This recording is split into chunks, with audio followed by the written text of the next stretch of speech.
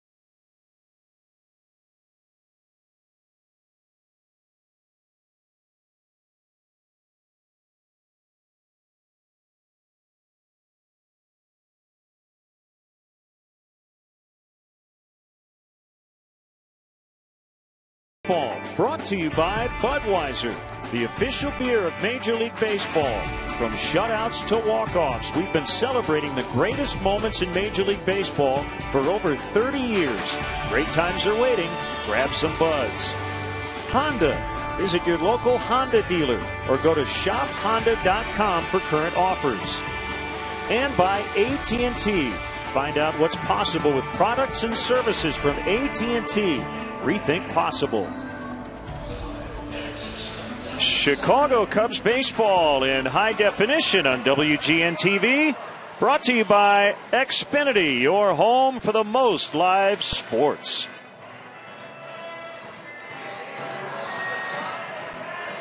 Lights are on as we get set for this one game, not really series, just a game. Rangers and Cubs. Ian Kinsler is red hot. He's hit in 11 in a row. Elvis Andrus, Adrian Beltre won the game yesterday against Boston. Cruz, Moreland's hot. Giovanni Soto with his first start against his former team. David Murphy struggling. He's in left. Leonis Martin in center, and Tepish the pitcher. Time to look at the Cubs defensively, brought to you by Toyota. Let's go places. Soriano's going to left. DeJesus center, Sherholtz right. Valbuena, Castro, Barney, Rizzo third to first. Wellington, Castillo behind the plate for Scott Feldman.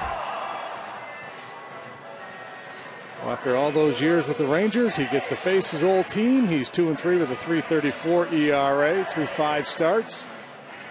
As we mentioned last time out, that first Major League complete game, boy, he was outstanding. 114 pitches, 80 of them for strikes. Let's get the umpires. Todd Titchener gets the plate. The crew chief is Dale Scott, Bill Miller, C.B. Buckner at second and third, respectively. And let's check in on the weather. Cool, but blue skies above, partly cloudy. We'll take it. Yeah, a lot better than April 17th.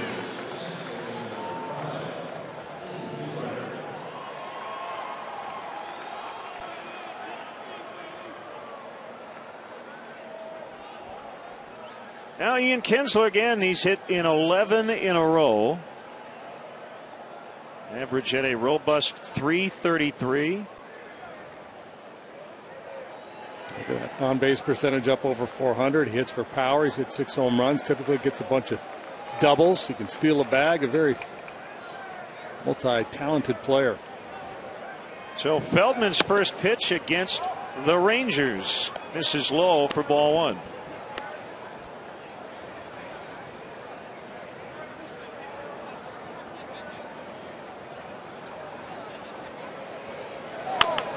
There's a bouncer foul into the Cub dugout. Cubs with some roster moves. Ryan Sweeney, a lot of big league time, and reliever Rafael Dolis are here. Cameron Lowe designated for assignment. Dave Chappelle optioned through AAA. Popped into shallow right. Long run in for Sherholtz, and he makes a grab for the out. 1 away. So Sweeney selected from Iowa. Yeah, you know, and that's what happens when a team's losing. You know, Dave Chappelle, it started to show signs in recent games of coming around a little bit, but, you know, when you're losing, you tend to want to shake things up a little bit. Sweeney, one of the guys down in AAA who was really swinging it well, and a guy with big league experience who can play all the outfield positions. And likewise, Dolis, a fresh arm. Been a lot of struggles in that bullpen. Why not get him up here and see what he can do? Now the shortstop, Elvis Andrus, and he takes a fastball for a strike.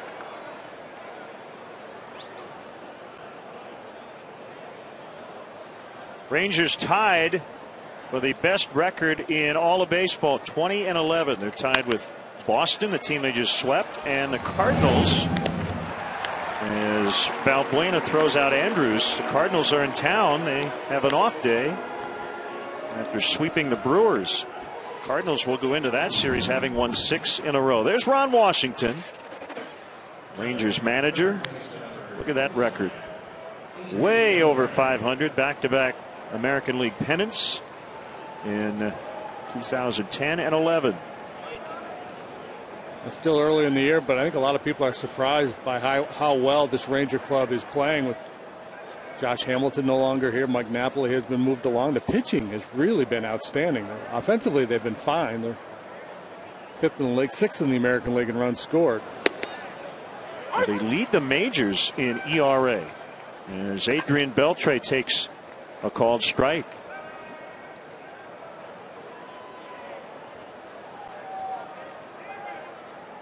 Game-winning single in the bottom of the 9th yesterday, his 12th career game-ending hit.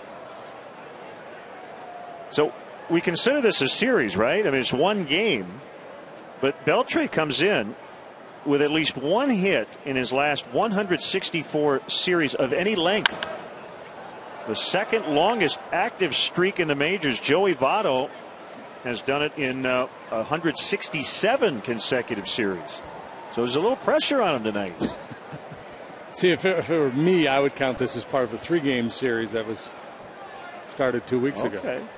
But I think you're right. I think technically that every time you play a different team, that's considered its own entity.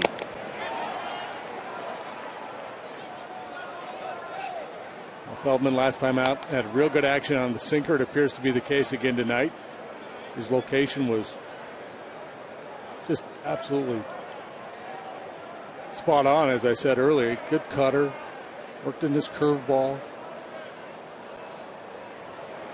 Sure, a little extra adrenaline tonight facing a team he pitched for a long time. Dale just said, I hope he's not overamped.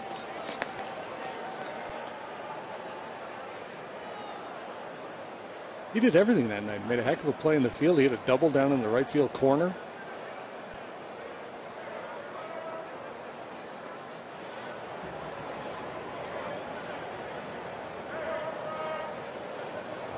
A wind in the 2-2.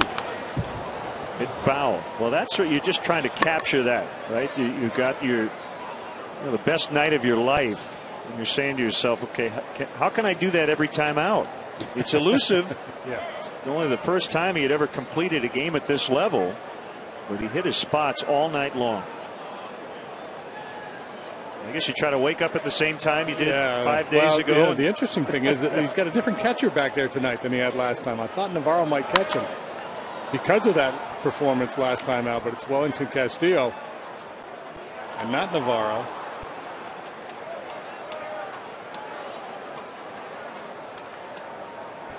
If you remember that game, it started, Everett Cabrera was the leadoff man, and Feldman fell behind him 3-0. Came back to catch him looking to punch him out, and then from there he just took off. Swing and a miss. Strike three. A nice 1-2-3 start for Feldman. The Cubs are coming up against rookie Nick Tepesch.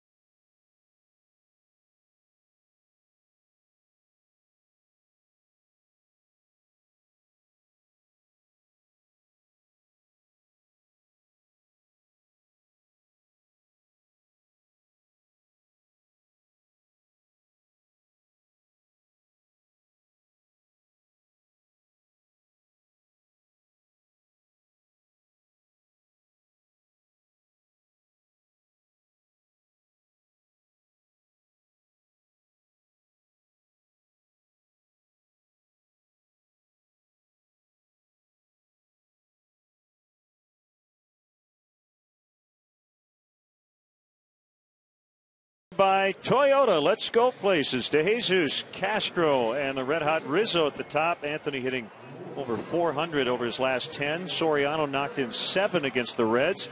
Scherholtz, Castillo, who likes hitting here at Wrigley Field. Luis Valbuena's at third. The struggling Darwin Barney at second, and Scott Feldman ninth.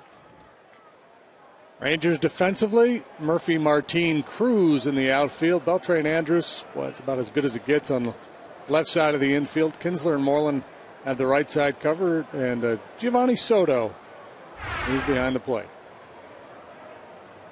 Tepesch, 2-2, 3.54 ERA, 24-year-old right-handed rookie. He's a finesse type guy. Fastball, he likes to sink it. He'll throw a cutter, a curve, and a change. This time last year, he was pitching an A-ball in Myrtle Beach. Actually started the year AAA, but before opening day was announced that he would be their 5th starter. So he took a turn at AAA Round Rock before his Ranger debut. 1-0 on David DeJesus. And for a young guy, he has not been shy of the strike zone. A lot of young pitchers, a little intimidated by big league hitters, will nibble, nibble, nibble and walk people. He's only issued 5 free passes in 28 big league innings this year. Works quickly. That's a good breaking ball on the inside corner. And getting a lot of ground ball outs.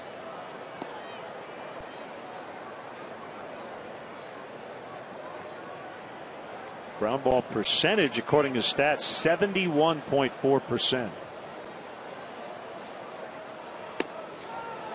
That's inside. 2-2. So the Rangers didn't arrive in Chicago until about 1:30 this morning. They had a charity dinner last night because originally today would have been a travel day for them. But the charity dinner was sold out. Tickets had already been purchased.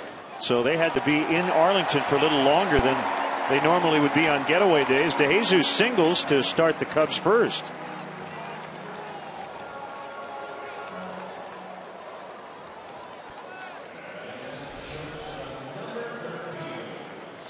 Goes back to that big breaking ball, and this one doesn't have that good action that the previous breaking pitch did. Sat up in the zone a little bit for DeJesus.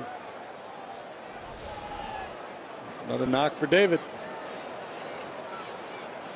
He's aboard, and it's Starlin Castro appearing in his 228th consecutive game, the longest current streak in the National League. Slider backed up inside.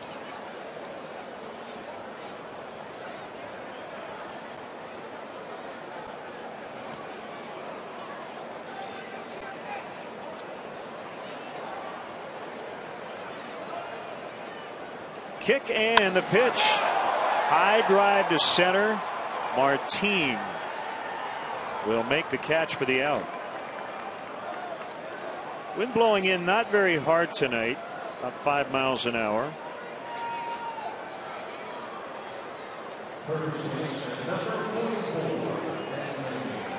Would you call that a mild zephyr? Or is it more than a mild zephyr? A light breeze, perhaps? I would say light breeze, but I like zephyr. That's a good word. That's the New Orleans AAA nickname, right? Yeah. One of the guys on the golf broadcast. It's always just a mild zephyr.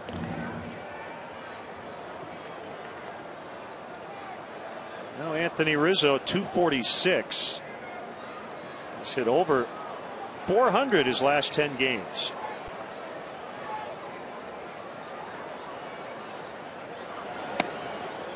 Takes it high for ball one. Tepish from Blue Springs, Missouri. That's just outside of Kansas City. Went to the University of Missouri, and Rangers grabbed him in the 14th round in 2010.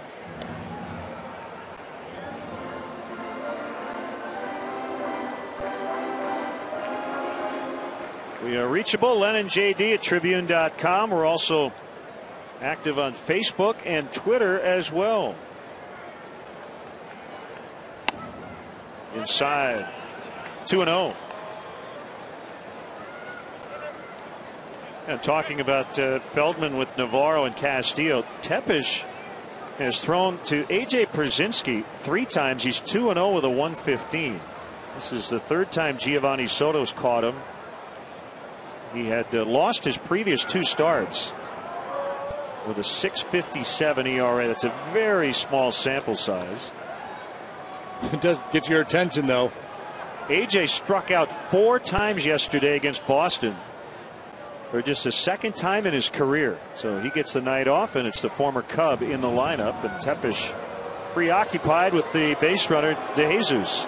Yeah, those are the kind of numbers that a veteran pitcher might go to his manager and say, look, man, I've been really good with this guy. I haven't been very good at all with this fella here. But as a rookie, you're just, thank you for giving me the ball. I'll go pitch. I don't care who's back there. That's high. It's 3-0.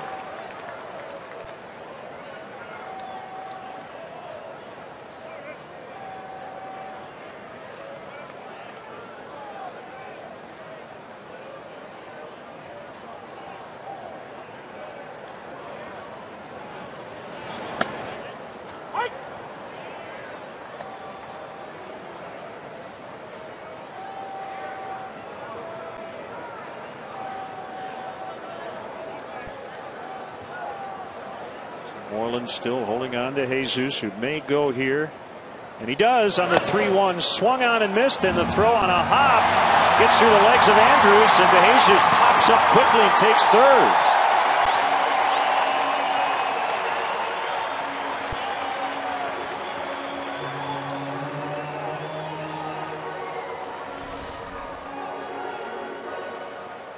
Gets a swing through on a high fastball. Soto's throws a little bit short, and Andrews comes up on that ball instead of staying down. It squirts right through the legs. We've seen similar plays from Starlin Castro out there at shortstop this year for the Cubs. It'll go as a stolen base and an error on the catcher, but I think both managers would say the shortstop's got to make the play there. And we were talking to Dale about that very thing before the game, and just the technique of applying tags on throws with the glove high and then going down, as opposed to down, up, then down again.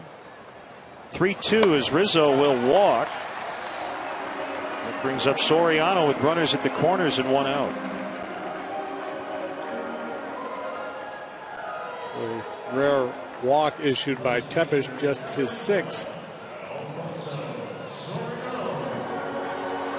You say he was a Tepish a against Rizzo there? Yeah, he was a little timid.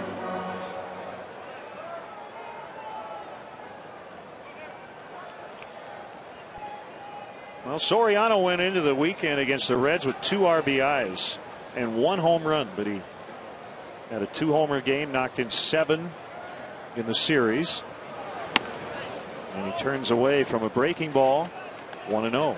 That batting average has been on the rise, now hitting .276, over .400 over the last week or so. Well, his last 6 games, .391.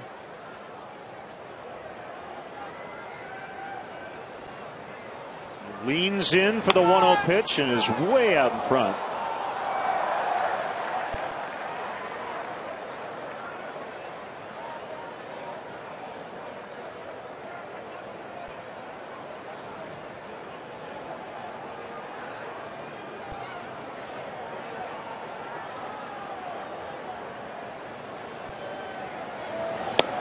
Swing and a miss.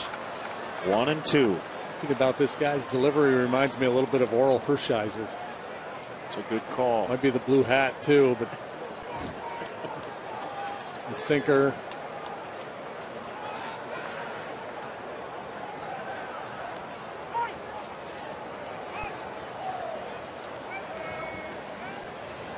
Similar build, yeah. To 6'4", 225. If you're going to mimic a guy, Hershiser wouldn't be a bad one. That's the way he comes set there, too. Not the first guy to come out of that Blue Springs High School to play in the big leagues, but he's the first guy who wasn't the son of a major leaguer. Hal McRae's son, Brian, and Dusty Wathen, John Wathen's son, also went to that school. There's the breaking ball from Tepish.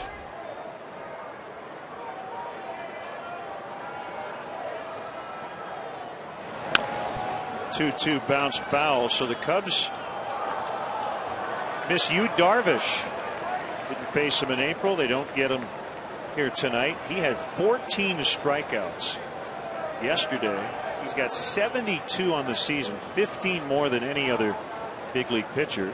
So already 2 14 strikeout games this season.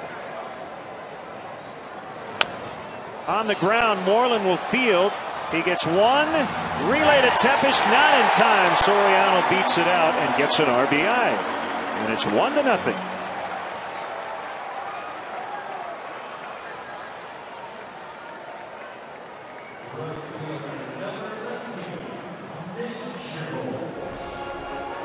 DeJesus, the catalyst, able to work his way around the bases. Stolen base, goes to third on the air, and now able to come home on this little ground ball.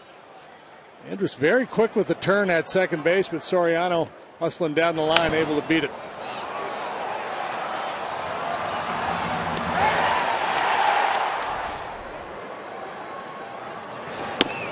Inside on Scherholtz.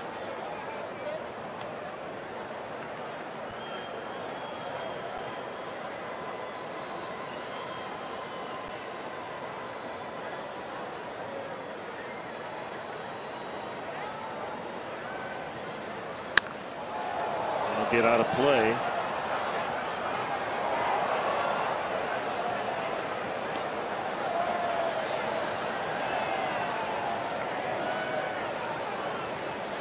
So an early lead for Scott Feldman.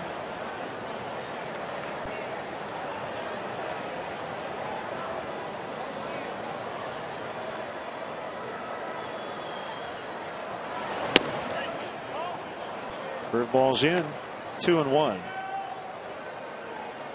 So the Rangers head to Milwaukee for a 2-game series starting tomorrow night. This is how weird the schedule is. This is the first time the Rangers have played back-to-back games in Chicago and Milwaukee since 1991. Soriano is going to get picked off. He took off before Tepesh even decided to throw, and he got in! He got around the tag of Andrews. And the Rangers are going to argue that he went onto the baseline. Here comes Ron Washington.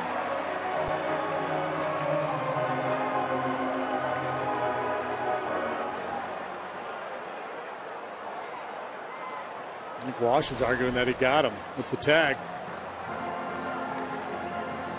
Moreland a little late giving up that ball to Andrews, so he was out. Boy, Cubs got a break. He did not go out of the baseline at all. It sure looked like the tag was on him, but maybe not. At first look, it certainly looked. The look we just had was the look the umpire had. He didn't have that look. He was blocked from that. Yeah, you got him. You're right.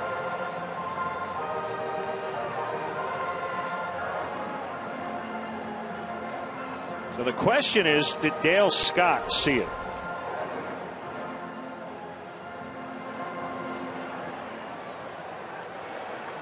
And he did not.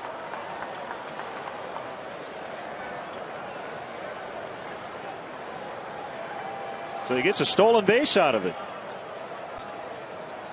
Cubs with 2 here in the opening inning. And they now have 25 on the season. They're in the top 5 in the majors.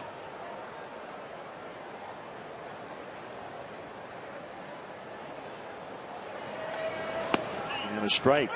So since 1991, that's 22 years since the Rangers would have played, the White Sox and Brewers or whatever. And I know the Brewers moved to the National League in '98, but why wouldn't they have had that on every trip? 7 years in between, yeah. Because it makes too much sense. Well, because Chicago and Milwaukee are so close, they didn't want to saturate this market with Ranger baseball. There's a little too much Rangers all one time. Well, we had a stretch this year. We will go to San Diego and Los Angeles, but we had a few years there where we split those cities up for whatever reason.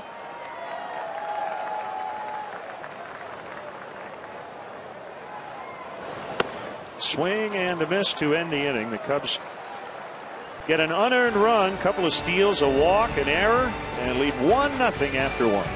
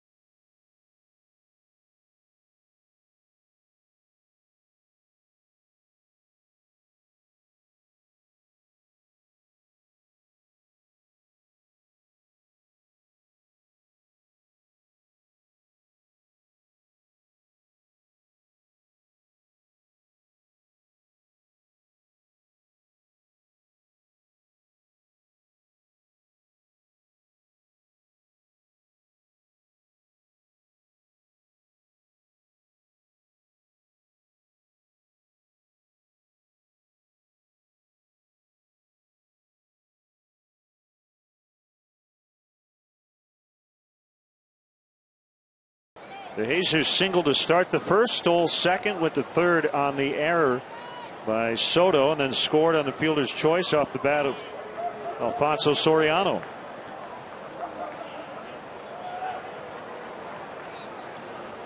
Cruz, Moreland, and Soto against Scott Feldman.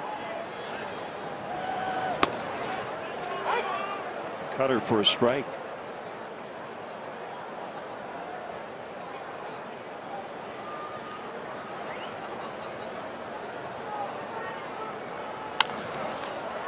Pop into right. This is Scherholtz. Retire his counterpart, Nelson Cruz.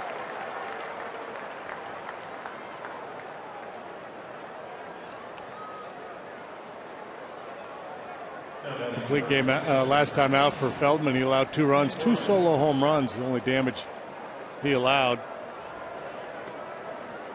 Dale Swain was going to pull him after 8, and Scott said, look, Dale, I've never pitched a complete game. I'd really like to go for it. So he sent him back out there. He had a shutout through 7. Gave up a solo home run to Jerko in the 8th, and Headley got him in the 9th. Moreland's average was at 164 on April 22nd, but he's hit 417 since. His average has gone up well over 100 points in the interim.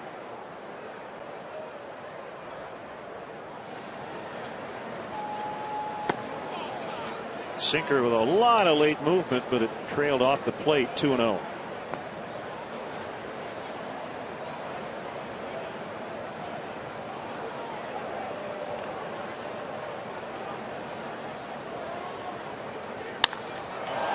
Deep to left. Soriano back to the warning track. Little hop and a catch into the vines for the out. Nicely done. And well struck here by Mitch Moreland, a bid for extra bases. Soriano plays deep to begin with. This ball was not in the air all that long. Was able to track it down just in front of the wall. 2 quick outs for Feldman.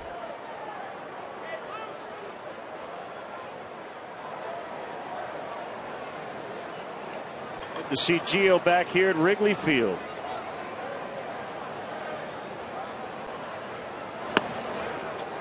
A good curve for a strike.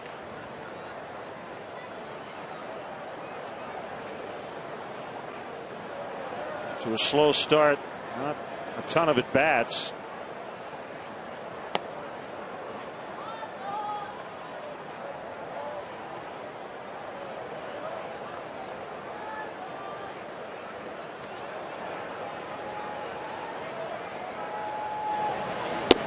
One missed way outside. Time now for Xfinity Home from Comcast. So Gio coming back home to where he started his big league career. Well, he got drafted, believe it or not, 12 years ago. Rookie of the year in 08, an all-star. He started for the National League, and he drills that one into left for a base hit. Get peace of mind with Xfinity Home, the total home security and home control solution that keeps you more connected to what matters most.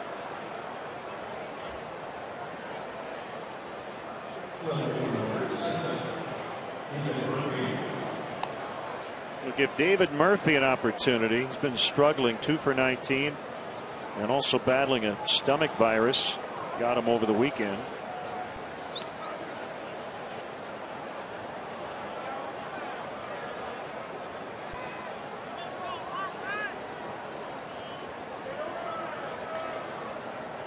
He's been a good solid player for the Rangers the last couple of seasons, just off to a miserable start.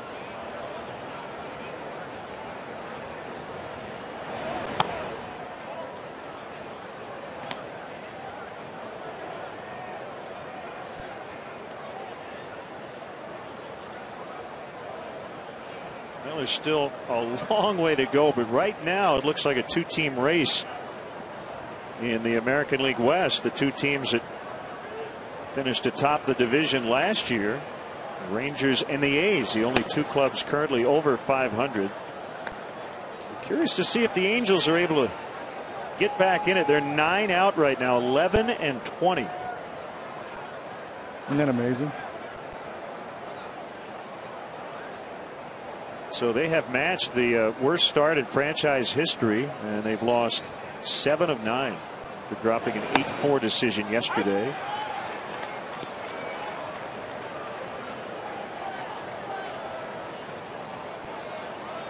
Only the Astros have a higher team ERA in the American League than the Angels. Josh Hamilton's not hitting a lick. They're 9th in the league in runs scored.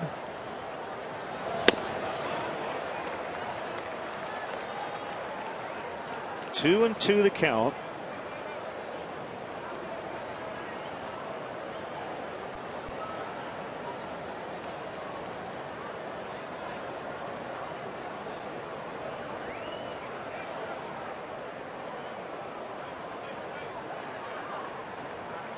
Long pause before the pitch. And it's way off the plate in. They'll give Soto a head start with 2 outs.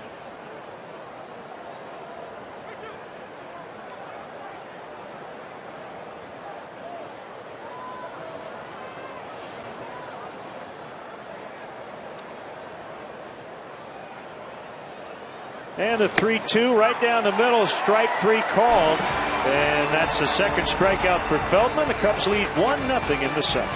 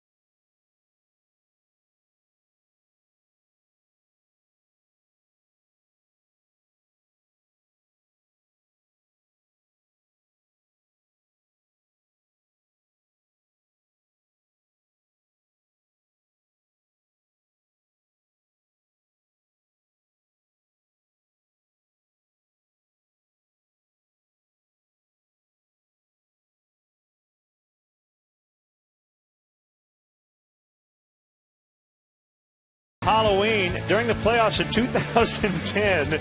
That is a great costume right there. Liam Roybal as Ron Washington. Yeah. Little Wash, they called him. Shaved his head and everything. You talk about a guy dedicated to his craft. It's good stuff.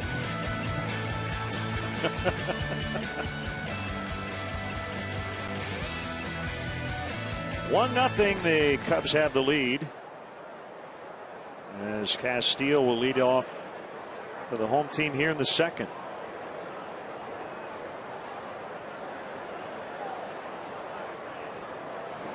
Tepish with a strike.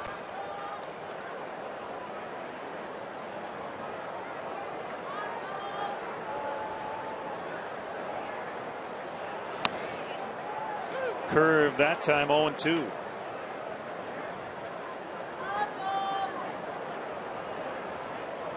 .386 at home, .227 on the road for Willie.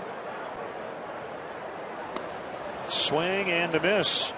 There's strike 3. Didn't get a piece of that, huh? I thought he did.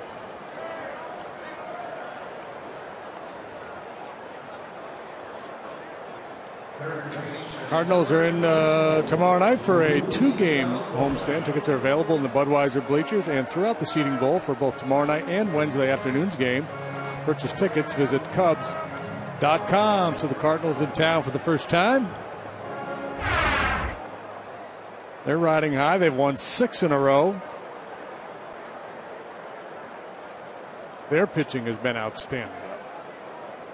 And then you got to go to Washington. Yeah. It's a tough week. Valbuena with a soft sinking liner into center.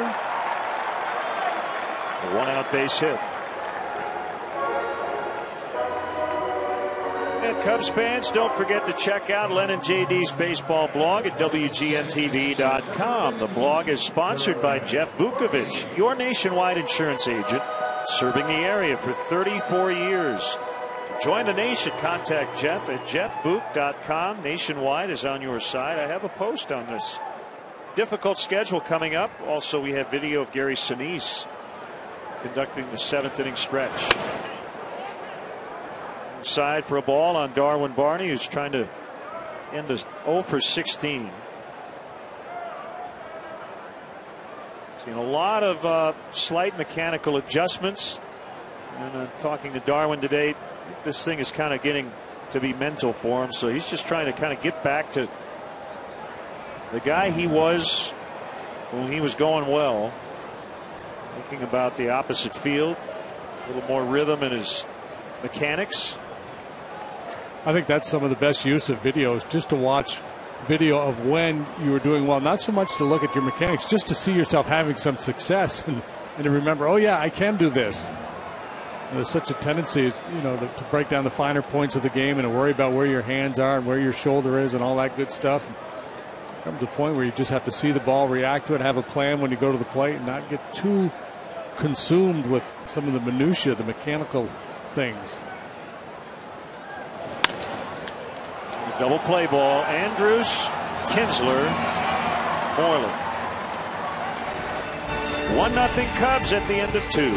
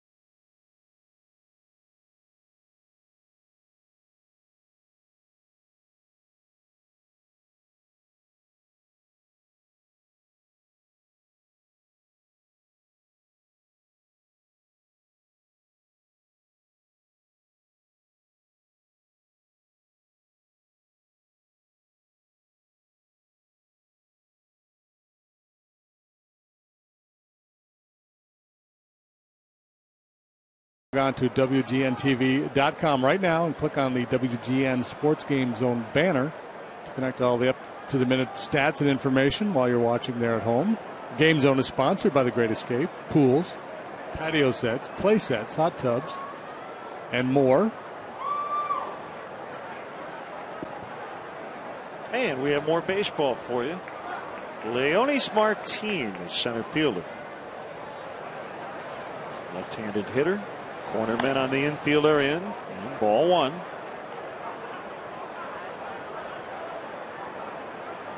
White Sox beat the Royals today in 11. Jordan Danks with the game-winning homer in extras.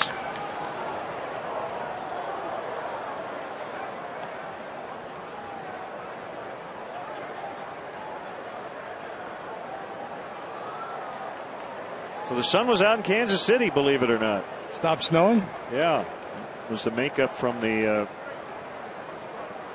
game on Friday that was frozen, rained out.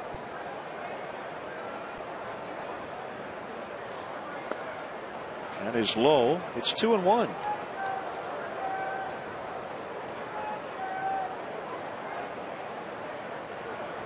Ended Kansas City's 4-game winning streak.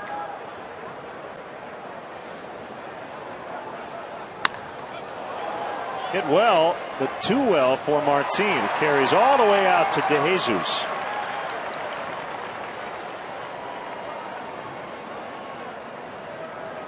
Hang with him, young man. Putting somebody out there for well over 100 years.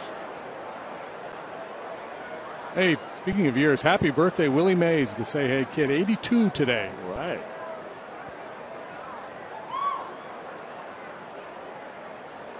Nick Tepish with his first career plate appearance. Probably at any level. He was a real good hitter in high school. Well, that counts for anything. Most guys are. Still young enough where he hasn't unlearned how to hit, maybe. His senior year in high school, he was 9-0 with a 1.50 ERA. He batted .410 with 7 home runs. Good contact as he grounds to short.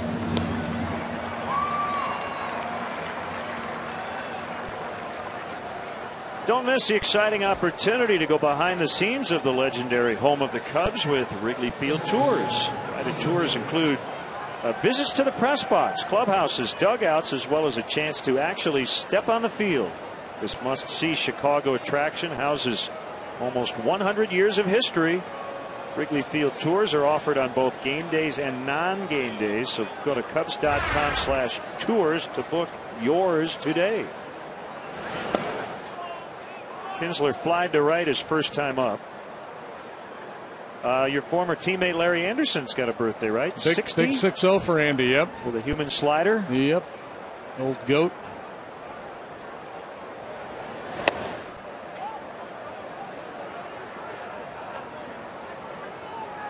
Former Cub Bill Hands turned 73 today, a 20-game winner with the 69 club.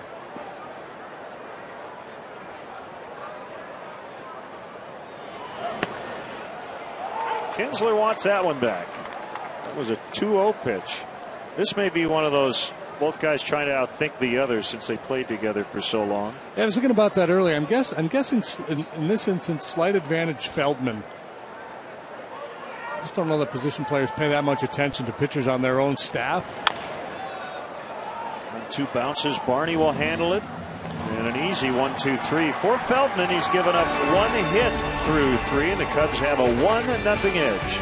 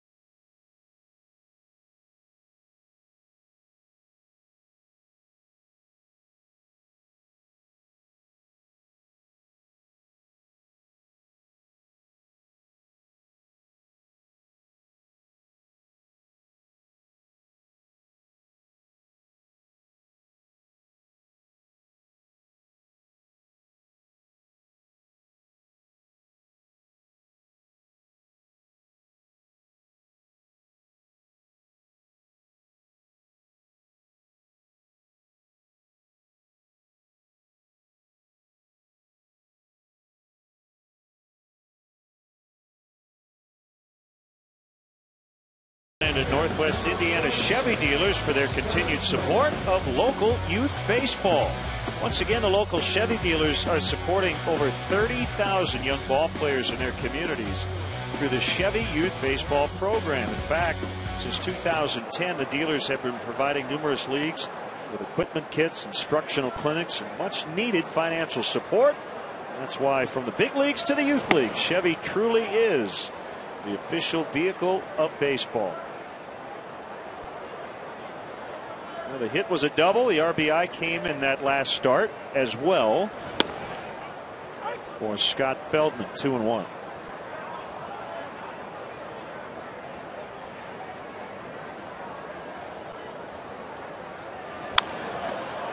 Foul. 2-2. I mentioned Larry Anderson, the fine broadcaster with the Phillies. Roy Halladay put on the DL today with right shoulder problems.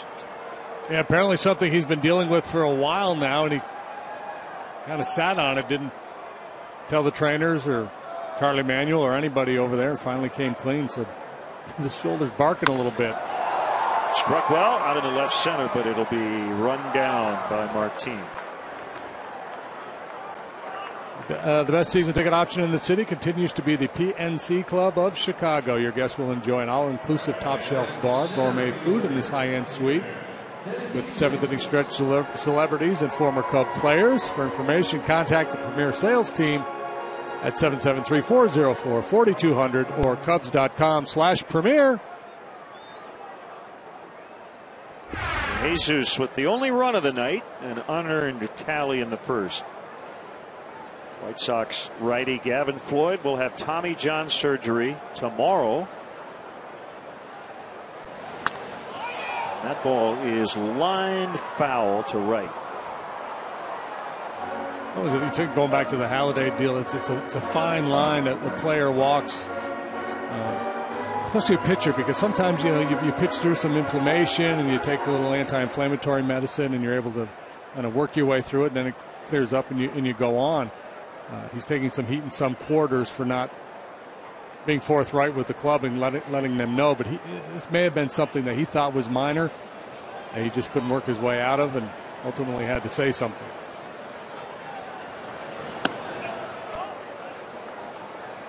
Yeah, I don't know what the right answer is, and I think it's case by case in terms of trying to be a gamer and get through it versus hurting your team unnecessarily. It's a strike. And then when it involves a pitcher, the biggest thing when it's arm related is, are you doing more damage by continuing to throw without saying something? In other words, if you throw for a month while you're not feeling right, can that lead to a worse injury? Because what you think tendonitis, actually a little superficial tear that you make worse. Hershiser was pretty good at that, too, throwing down around your feet, getting you to move your feet. He wasn't afraid to knock you off the plate. He wasn't a headhunter, but he'd take his shots inside.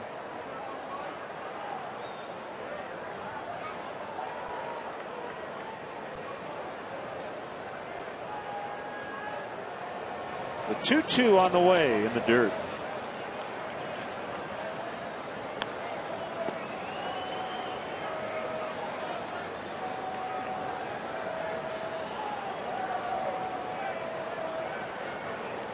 Pleasant night, not a bad idea to have a sweatshirt. See, the Cub fan brought a sweatshirt and got the free winter cap. Ranger fan freezing right now as De Jesus takes ball 4.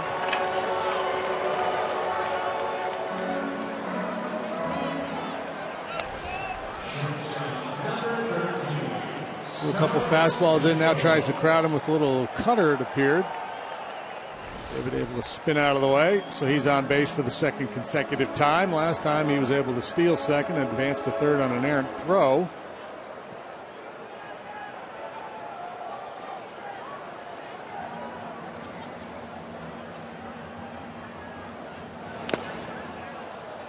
Astro fouls.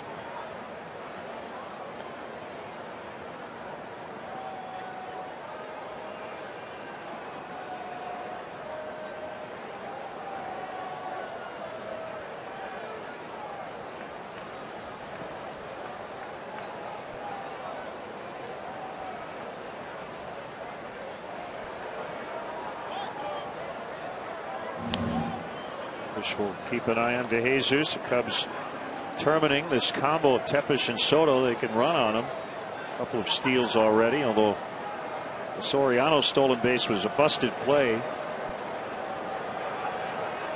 The Rangers should have gotten him on a pickoff. Knocked down by Kinsler. He'll get up and throw late.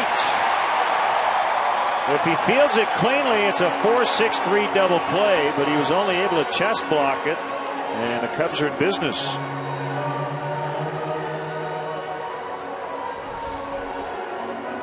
Right through the 5-hole.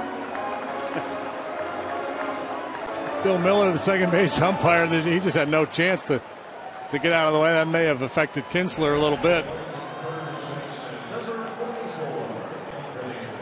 He'll get an error. The Rangers had a 7-game errorless streak going into action tonight. They've committed 2 here in the first 3 innings. Yeah, and you could really justify giving an error on that botched rundown with Soriano too. Maybe not an error, but that's an out. Ron Washington, that's an out his club should have had.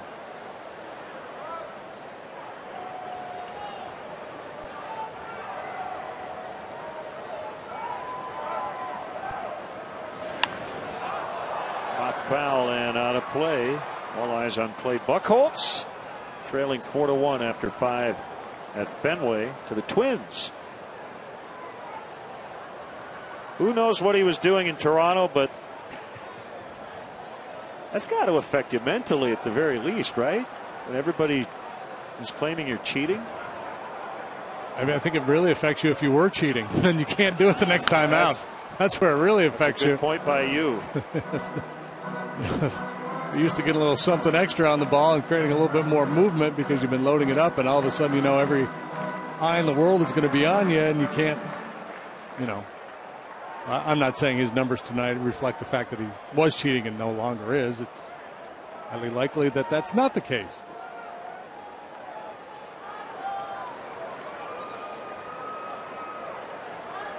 Boston Globe, Nick Cafardo writing tonight. That's thrown inside the lead. According to a Major League source, Clay Buchholz will be watched closely by umpires, the Major League Baseball office, and by every network carrying the game.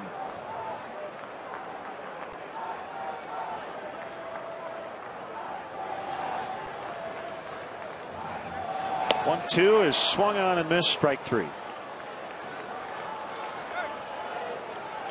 All right, so the statute of limitations is running.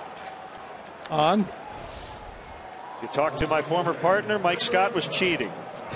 You were on the staff. Hey, did he get suspended? Did he get caught? I don't believe he did. Did he get suspended? Are you taking the fifth? This is not a court of law. I can neither confirm nor deny these allegations, counselor. Okay. I'd like to call a sidebar. Soriano with a fly to deep left, but it's going to be playable for Murphy. We might continue this conversation later. You never know. 1-0 Cubs.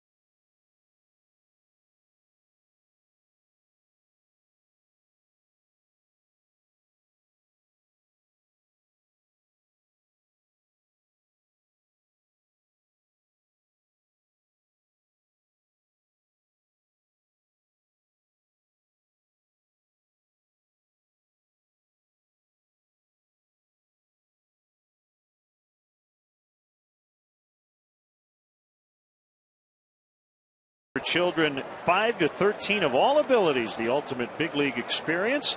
There's 7 one-week sessions in various Chicago area locations. Join fellow teammates for a week of top-notch baseball instruction, exclusive access, and unforgettable moments. Go to Cubs.com/camps to sign up your future Cub today. What's going on there? Ventriloquist or something? I'm not sure. A strike called on Elvis Andrus. Is that a goat or is it a donkey? I don't know what it is. You have to assume goat, don't you? Yes.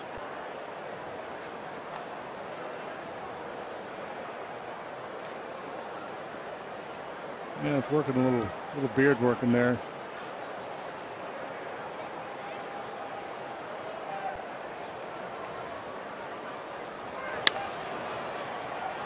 De Jesus will get it, and Andrus is out.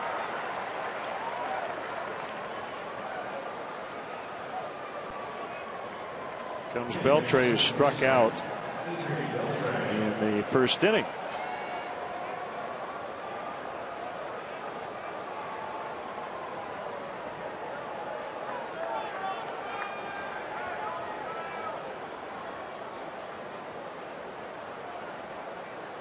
Three-time All-Star, 4-time Gold Glover, owns 3 Silver Slugger awards.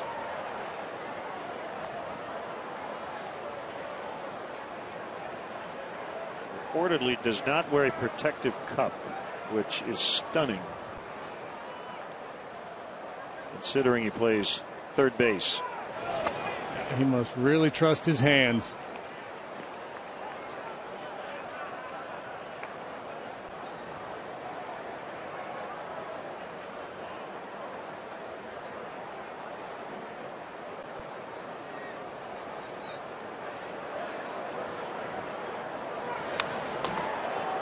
Violent swing there. Ooh. Feldman has not given the Rangers many pitches out over the heart of the plate to swing at tonight. His command has been outstanding again, as it was last time.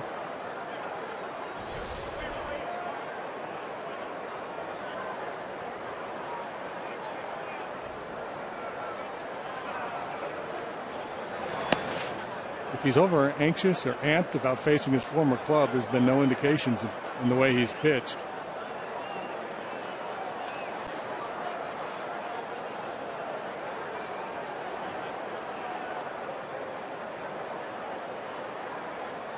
Really good his last 2 times out.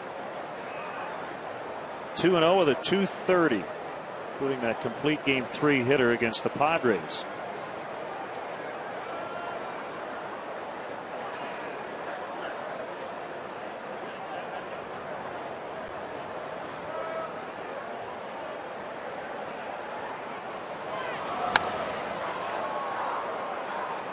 Foul fly out of play.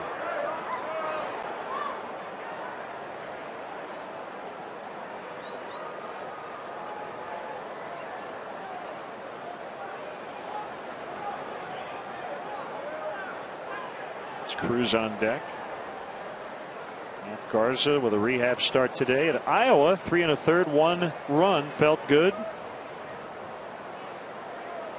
54 pitches, 37 were strikes. No walks.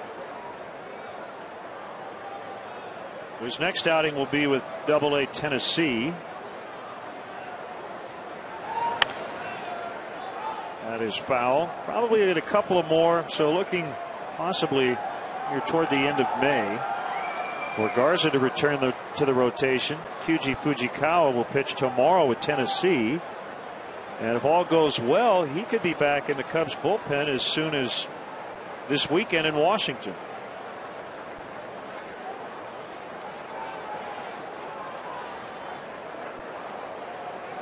Yeah, no need to stretch guys out who pitch an inning at a time, so just get him ready, feel comfortable that he's healthy, and get him back up here. Working hard here to try to finish off a very dangerous hitter. Feldman calling Castillo out to have a chat. Here's what I'm thinking. This is what I want to do.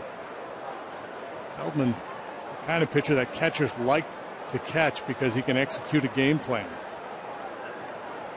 All for a certain pitch in a certain spot, he's got a pretty good chance he's going to hit it. On the ground to Castro. 2 down. Cubs baseball is brought to you by Bud Light. It's the sure sign of a good time. Here we go. So Fujikawa coming back, and then when Garza gets back, most likely one of the Cubs starters will move into the bullpen. So that is an area of the club that certainly needs to be more consistent, and those additions should help.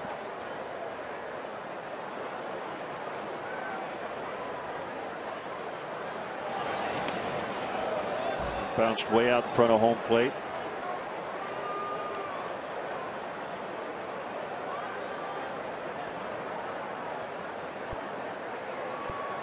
Dale's been asked about that in recent days. What are you going to do when Garza comes back? And he just says, well, we'll cross that bridge when we get there. These things have a way of sorting themselves out depending on performance and maybe who's just better suited for what role. It's not necessarily demoting a guy from the rotation who's struggling. Swatted into center, so Cruz on a 2-0 pitch keeps the Rangers alive in the fourth. We'll bring up Moreland to fly to the warning track and left. His first time.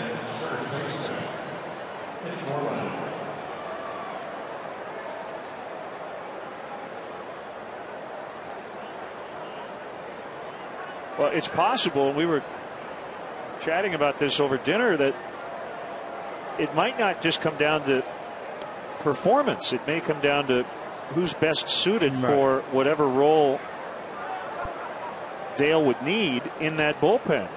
And if you're Scott Feldman and Carlos Villanueva, you've been doing both in your career, starter and reliever.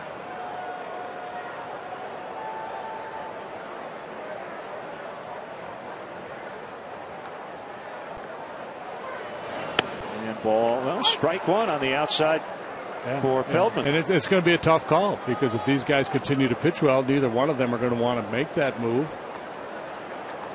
So you could argue, well, Edwin Jackson struggled the most of the starters, but does that make any sense to put Edwin in the bullpen? What value is he going to bring in the pen? The goal is to get him sorted out and becoming consistent in his starts. I guess it's the point where you may contemplate making that kind of a move.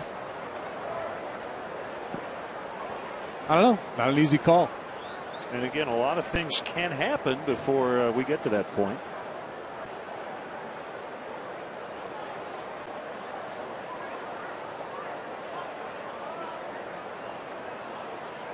The 1-1 swing and a miss.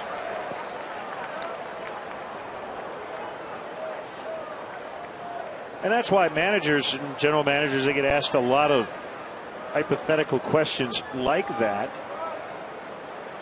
But they don't want to answer that question until you actually have to make the decision. Because let's say you decided, okay, here's what we're going to do in 3 days. You tell everybody involved, and then the next day, one of your starters goes on the DL. And you go, oh, never mind. You don't need to make that decision until you absolutely have to. Runner goes on the 1-2. Here's the throw, and it hits Cruz, and he'll end up making third. And bad luck for Castillo. He'll be charged with an error.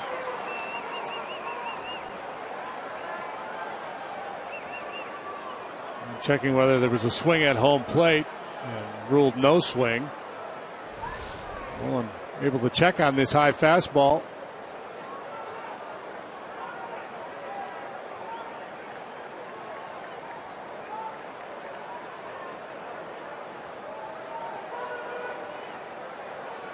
See, that's probably 1-2 there where Castro has to come up in front of the bag and cut that ball off. 2-2. On a hop, Barney will backhand, and the inning is over. So the steal and the error do not hurt. Still 1-0.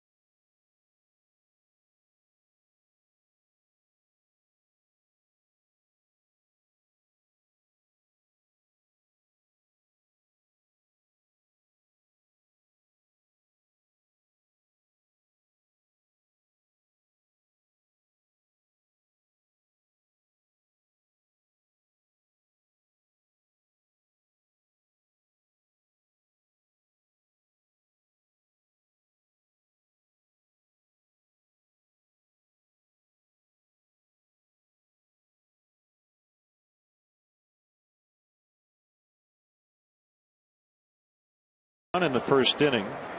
These teams have combined for 3 errors here early on. Sherholtz, Castillo, and Valbuena against the rookie Nick Tepesch.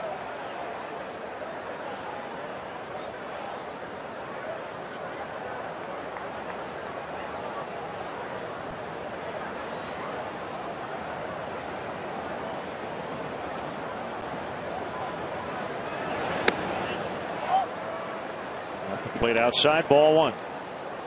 Tepesch looking for his first clean inning. He faced just 3 in the second, but Valbuena singled. Barney grounded into a double play.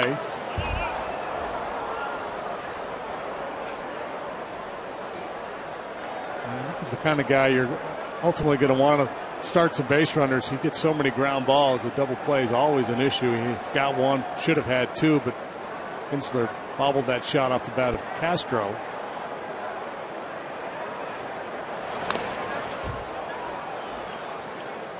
Brian McCann off the DL. Missed first 5 weeks after right shoulder surgery. 0 for 2 tonight. The Braves do lead at Cincinnati 4-2 in the 6th. Evan Gattis getting the start in left. 1 for 3 with an RBI. That means Justin Upton's got a night off? No, he's in right. He's in right. BJ in center. So Jason Hayward is out. I wonder if Jason Hayward has an injury.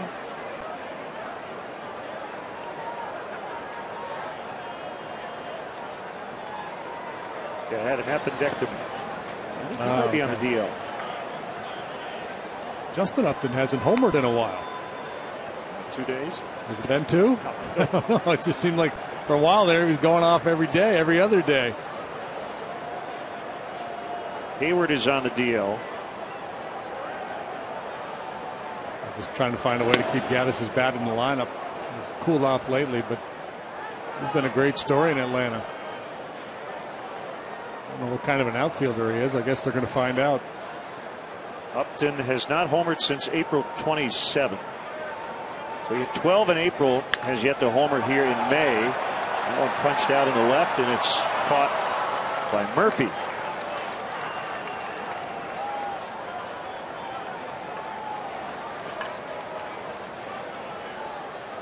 Now the catcher, Castillo.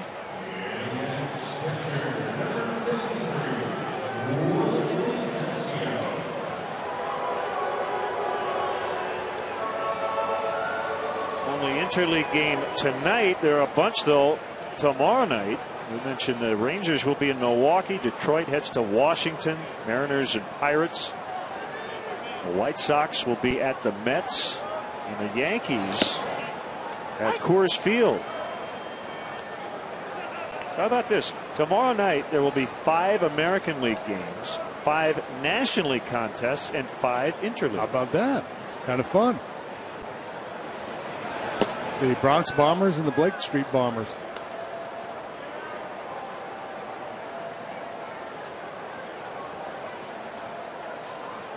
Here it's Travis Wood against Lance Lynn tomorrow night.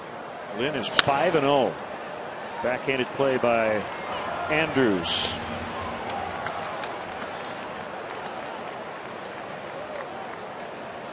MLB.TV is celebrating 11 years. Join the millions of fans and subscribe today. Watch every out-of-market game live online on your favorite mobile and connected devices in HD quality with MLB.TV Premium.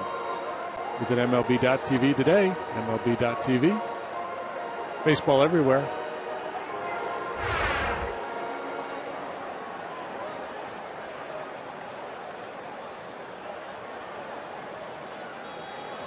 Here's Valbuena with 2 outs. 0-1.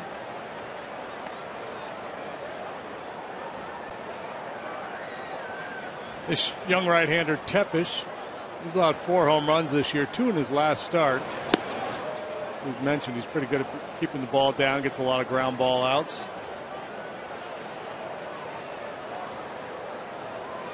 The amazing thing about the Rangers, how well they've pitched, and they're counting on Tepesch and Justin Grimm. 2 young guys really contributing, along with Darvish, Gondo, Holland. Matt Harrison's on the DL. He's going to be out a while, a couple of back surgeries.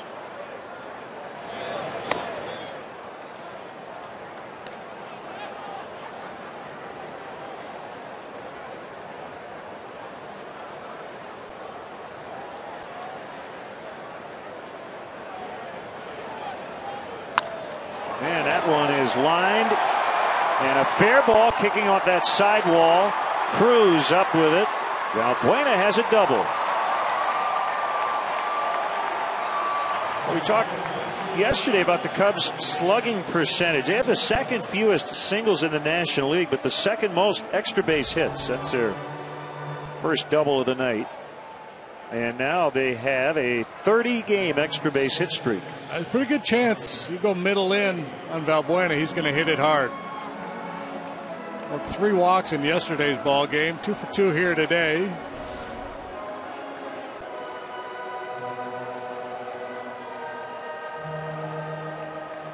Two-out opportunity for Barney. Get into a double play in the second.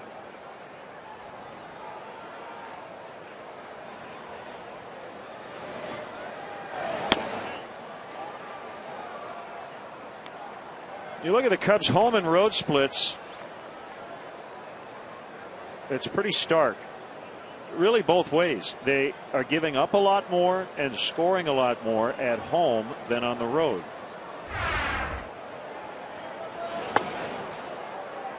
So as bad as the weather has been here, it has been a pretty good run scoring environment.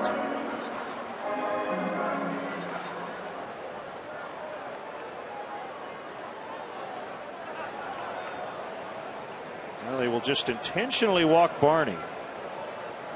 Now this is kind of the percentage move. You know, you get behind the 8-hitter. But the way Barney's going right now,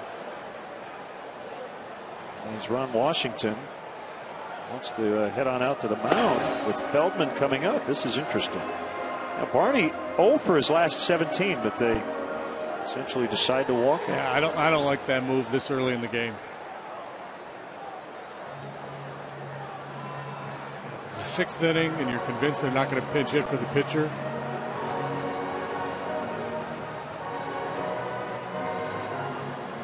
I mean, this may work out just fine here. In all likelihood, they'll get Feldman, and that will end the inning.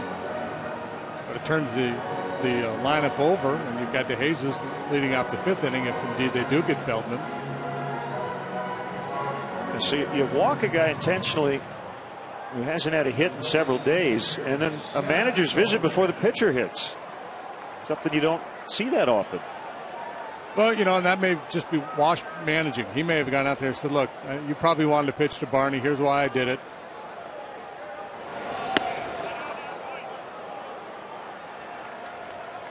Don't make me look bad. Strike him out. Yeah. And don't throw him a first pitch fastball because he's going to be hacking.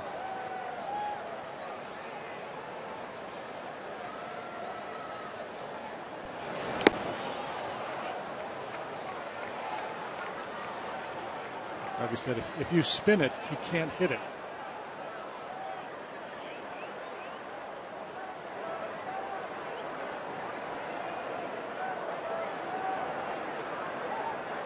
The 0-2. We got a piece of it. I think as a pitcher, you always feel like you should be able to get the 8-hole hitter out. Obviously, there are times when it makes sense to go ahead and put him on, but for me, that's a little bit later on in the ball game.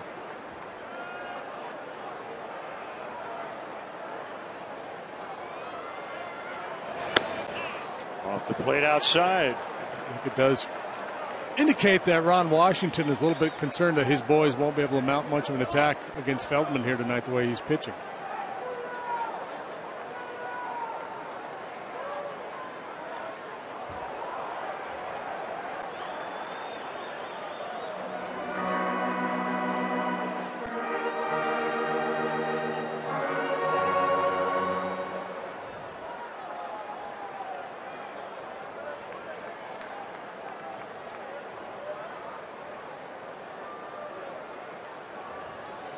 Another 1-2, and he makes him pay. Valbuena scores. Barney will be held at third. Scott Feldman on a 1-2 pitch makes it 2-0. disrespect me and walk the guy in front of me? They don't realize they're dealing with Roy Hobbs. They didn't watch his last start where he did everything well. Doing it again tonight. Down in the count. Running fastball off the outside corner. He straightened one out for him. He threw him a heater.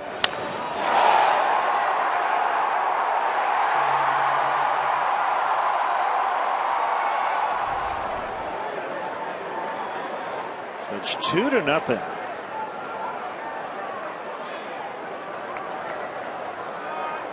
Well, we'll never know if Tepesh would have gotten back into it 2-0 on Barney. This could be a moment in the game we point back to much later on.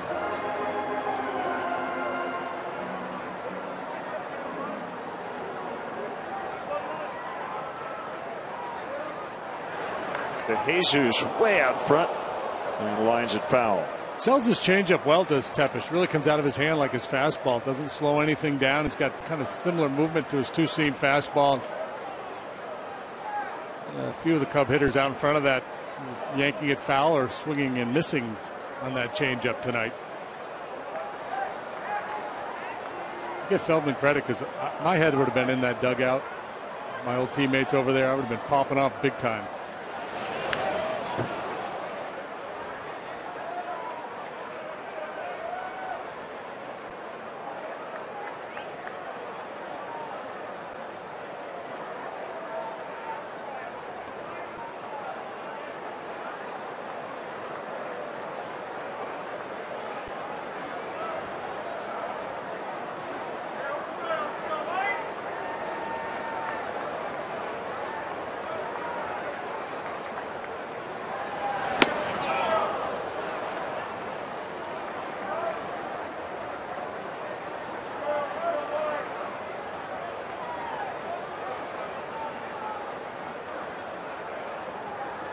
Cubs have dropped 4 in a row, their third 4-game losing streak.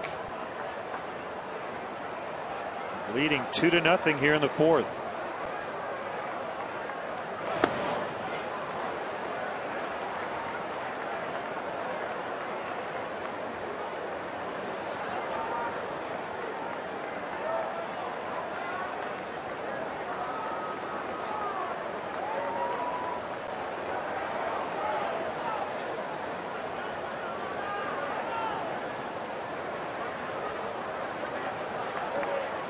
Kick in the 2-2. Boy, they just keep working DeJesus in. Whether it's the breaking ball or the fastball, they're bound and determined to try to tie him up inside.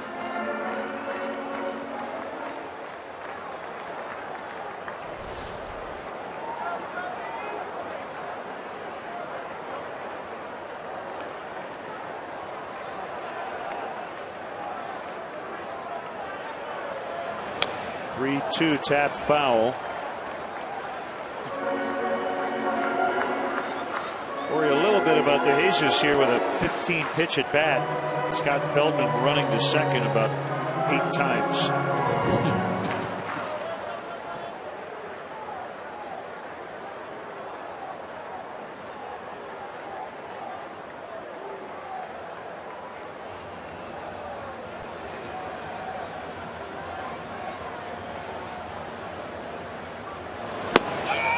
And they're loaded. Third time on for DeJesus. That's the fear, boy. Intentional walks.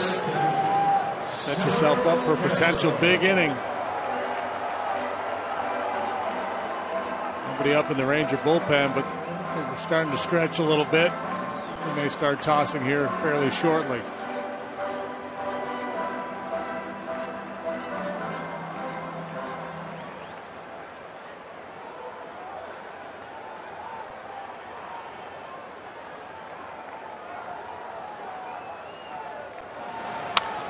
Ground ball and through for a base hit. Barney scores. Here comes Feldman.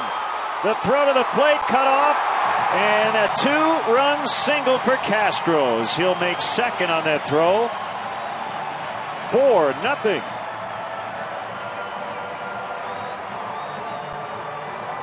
High fives all the way around in the Cubs dugout for Scott Feldman. His hit keying this inning, and now Castro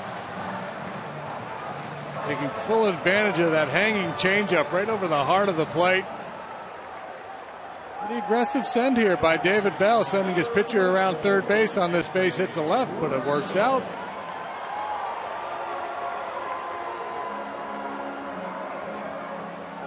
The situations where the Cubs have really struggled this year. Being able to get that big hit and really open up an inning. Not done yet. It's Rizzo. Fourth hit for the Cubs with the bases loaded. 4 for 24 with 3 on.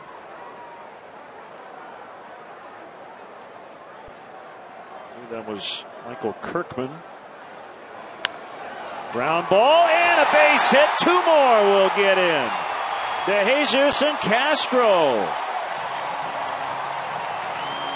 The floodgates have opened. 6-0. 2 outs, nobody on with this inning started. When all the scoring began. Double Valbuena, intentional walk, Barney, Feldman single. DeJesus walk, Castro single. Rizzo goes the other way.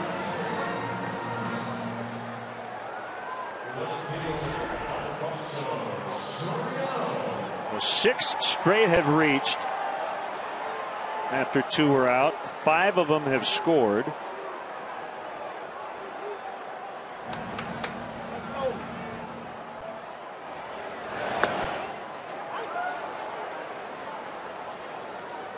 Now, there's a lot of pressure in big league baseball. A lot on the line every night.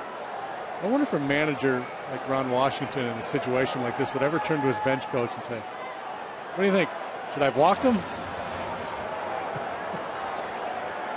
Can we get a do-over on that?"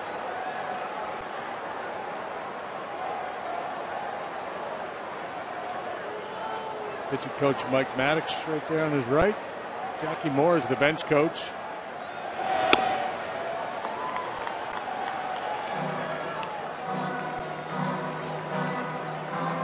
Like I said, we'll never know what would have happened had Tepesh gone after Barney after it was 2-0.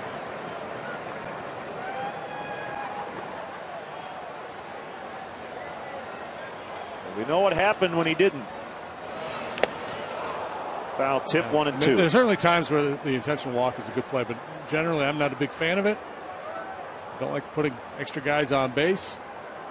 I don't like it early in the game.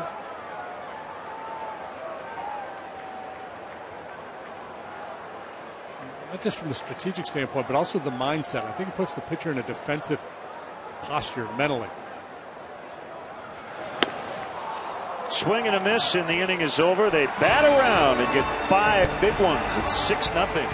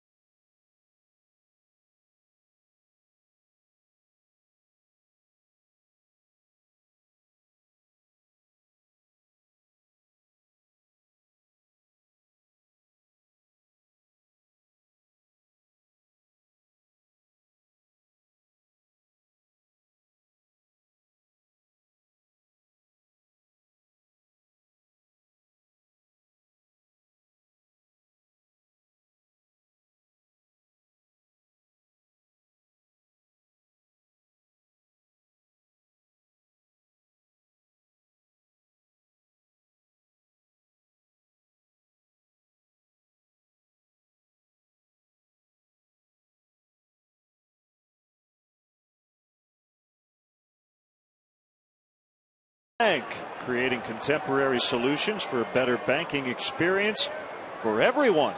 Fifth Third Bank, the Curious Bank, member FDIC. And that's the kind of inning the Cubs have been waiting for, capped by 2-run singles from Castro and Rizzo. And look, it came in the fourth inning. Dale pointing out to us earlier today that the Cubs had scored as many runs, or almost as many runs, in the third inning as they had in the fourth, fifth, and sixth combined.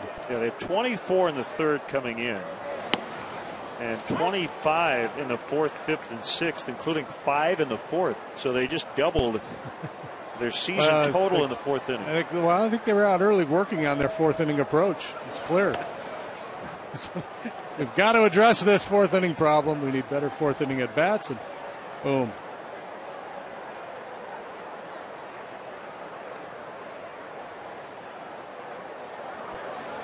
That's one of those things that's easy to identify and hard to explain and harder still to fix.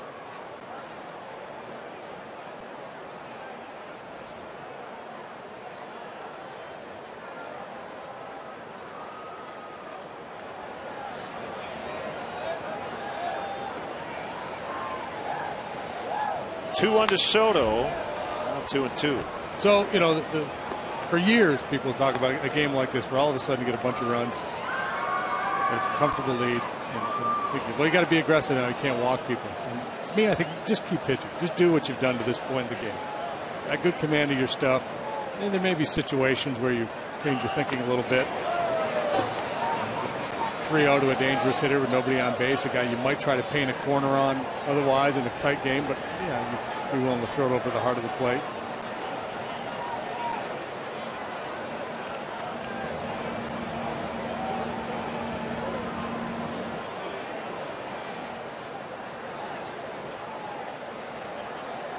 Another 2-2, and he got him on a curve.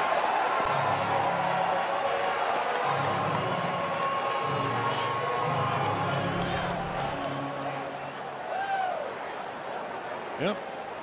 Locked him up. Bottom of the zone. Heart of the plate. See ya.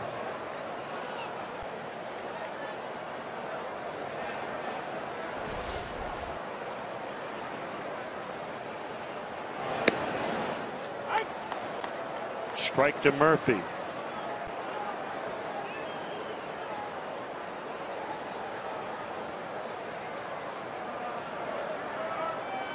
Feldman did not even start a game until 2008 in the big leagues. He was a reliever early on in his career. Almost a side-arming reliever. He changed his arm angle. He's got natural cut on his four-seam fastball. There's that cutter. Yeah, it was nice that he threw that right on cue, as you mentioned that. You know about the sinker. His curveball's been really good here the last few outings.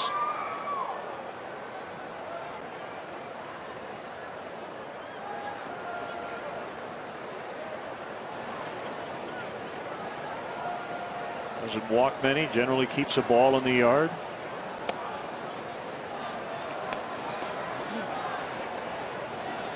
Been around a while, but he's only 30 years of age. He was a 17-game winner in 09, I believe.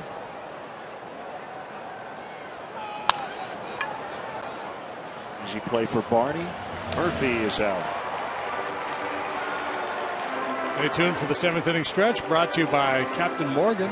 Raise your glass, always in moderation, to life, love, and loot. Porter Moser, men's Loyola basketball coach, will be on hand tonight.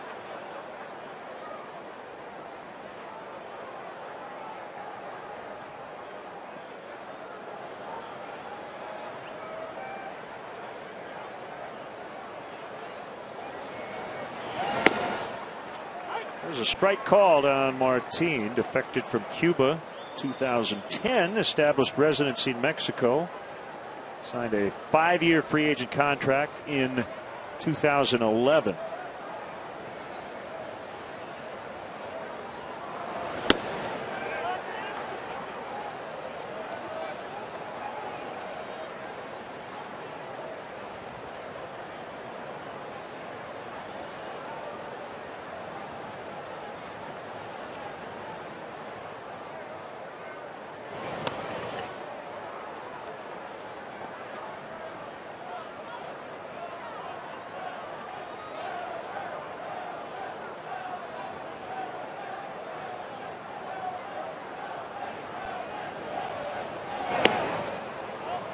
3-1. I'm not seeing Feldman get behind very much.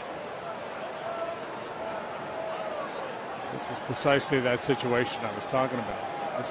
Now you just, here you go. Take a whack at it.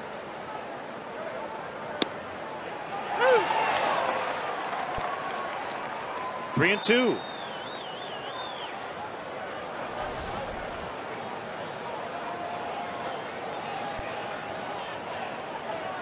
Dean thought that ball was in. Clearly it was not.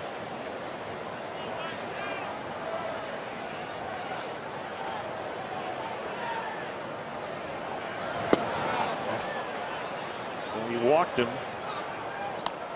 And it looks like former Cub Jeff Baker will hit for Tepesh.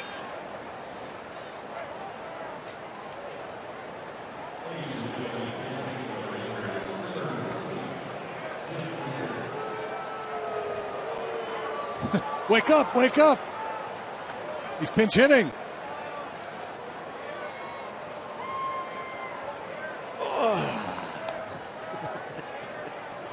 You said you wanted me to wake you up if Baker got a chance to hit. Now wake up.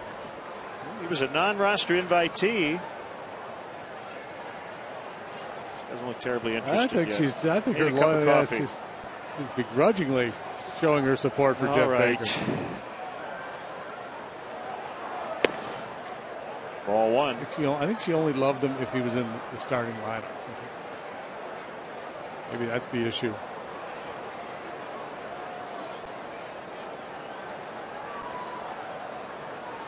Oh, got to put your boots on.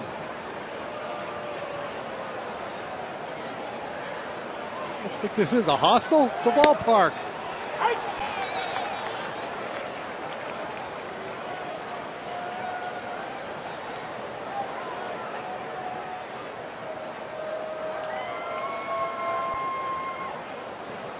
She does not look too interested. That six-run deficit's taking the steam out of her. Buena moving to his left, and he'll get it to Barney in time to end the inning. It's 6-0 Cubs.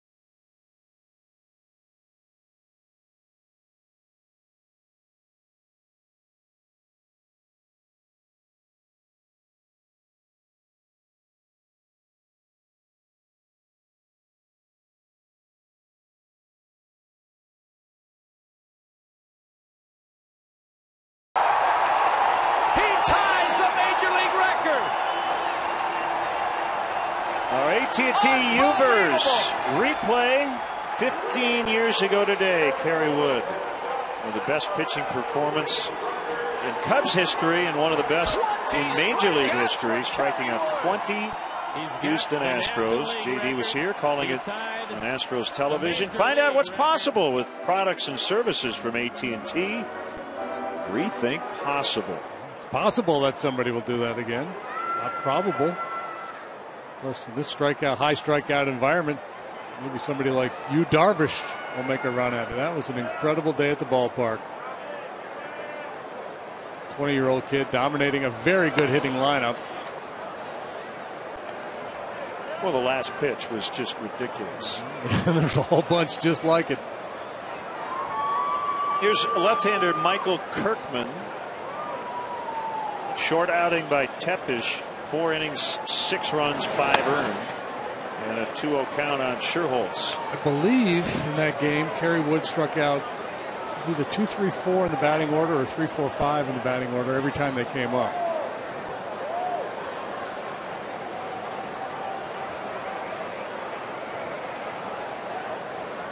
Kirkman made the opening day roster for the first time in his career. Made his debut in 2010. This is his 71st appearance, all in relief. Not this year, but since 2010.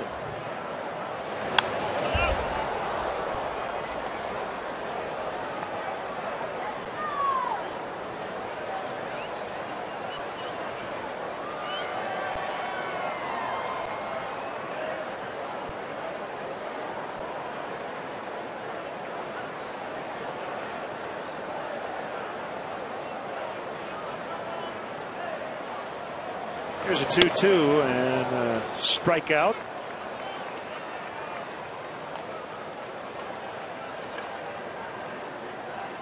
The fifth inning is brought to you by Fifth Third Bank, creating contemporary solutions for a better banking experience for everyone.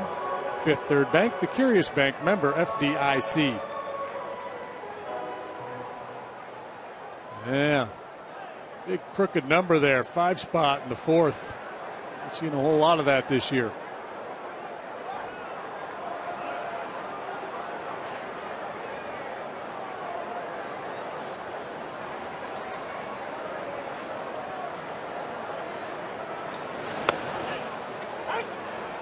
On the inside edge for a strike.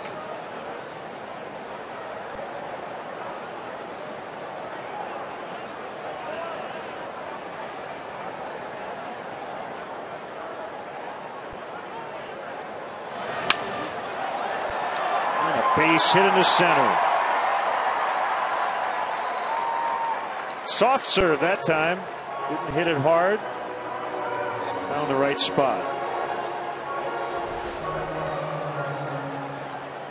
Might have cracked his bat. His first hit of the night. Wellington now 1 out of 3.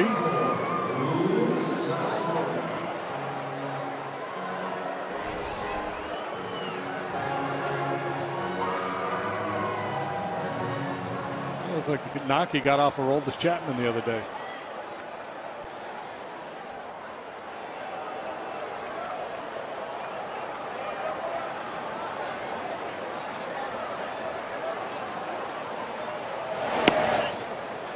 Curve for a strike. Andrelton Simmons with 2 homers tonight for Atlanta. The Braves with a 6-2 lead in Cincy in the 8th. They are very high on that young man in Atlanta.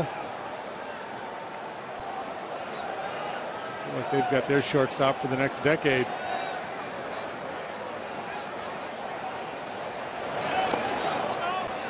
Tampa Bay leading Toronto 7-5 in the 7th. All 7 of the Rays' runs came in the 3rd inning off Mark Burley.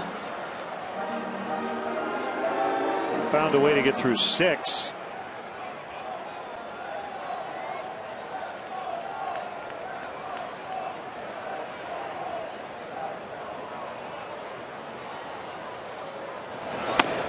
Outside.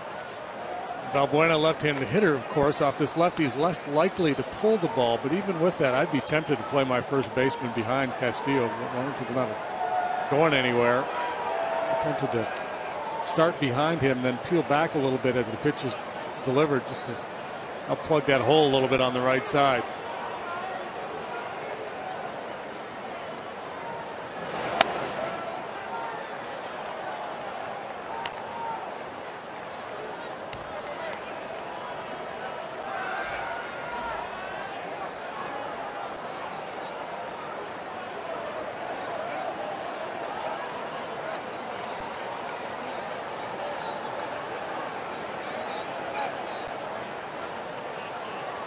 3-1 to Valbuena.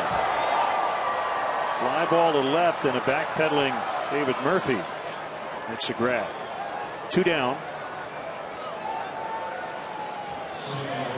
Veteran Rick Ankiel has been designated for assignment.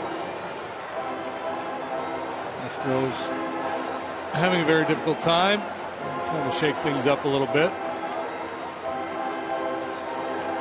Have up a couple of kids from the minor leagues. And basically, get to this time of the year when you're scuffling and you make some line changes. Let's just try these guys. Yeah, Ankiel, Fernando Martinez designated. J.D. Martinez reinstated from the DL. Trevor Crow brought up. Jimmy Paredes as well. Brandon Laird option. Busy day for the traveling secretary. 1-0 on Barney. And really, his plate appearance in the 4th inning, a key one in this game. He was intentionally walked after Tepesh went 2-0 on him. And then Tepesh had to face about 6 more guys before he got the 3rd out. Yeah, it's amazing how many times you see in the game. Early in the game, if you put a man on to get to the pitcher, you set up a potential big inning. If you don't get an out on a bunt play, you set up the potential big inning. And all those little decisions that are made either in the dugout or out on the field as guys decide where to go with the ball can really blow up on you early.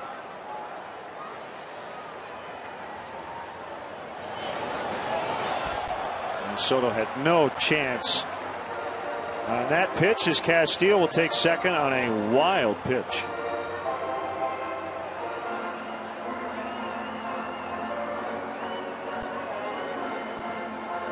Just wrote in WP with the W extra big. You got a base open. You could intentionally walk him here. I don't think he's going to do it again. You got to stick to your convictions. Yeah, they are. Oh my goodness.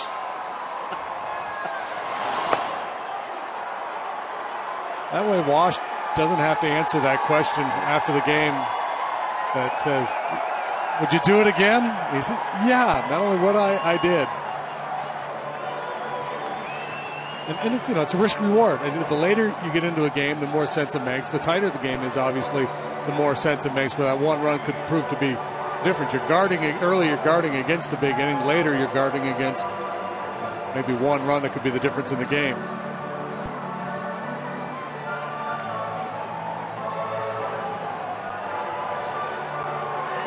Well, what's more amazing? Darwin Barney with 2 intentional walks tonight, or the Bulls beating the Miami Heat in Game 1. Cub fans are cheering as the Bulls upset the Heat to take Game 1. And right now, Scott Feldman's thinking, these people love me. I'm going to take a big swing and reward them.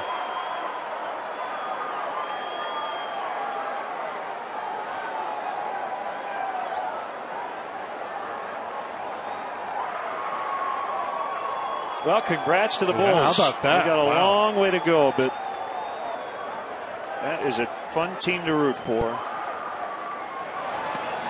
I think what Tom Thibodeau has done historic with that roster this year. I love playing for him. 0-2 on Feldman.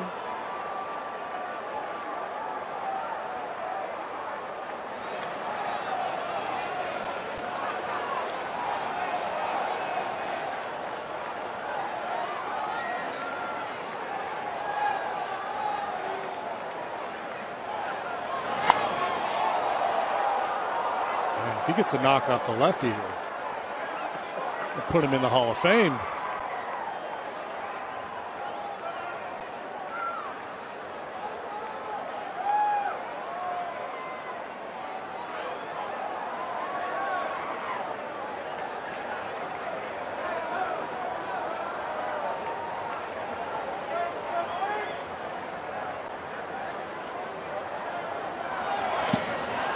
This time Feldman strikes out.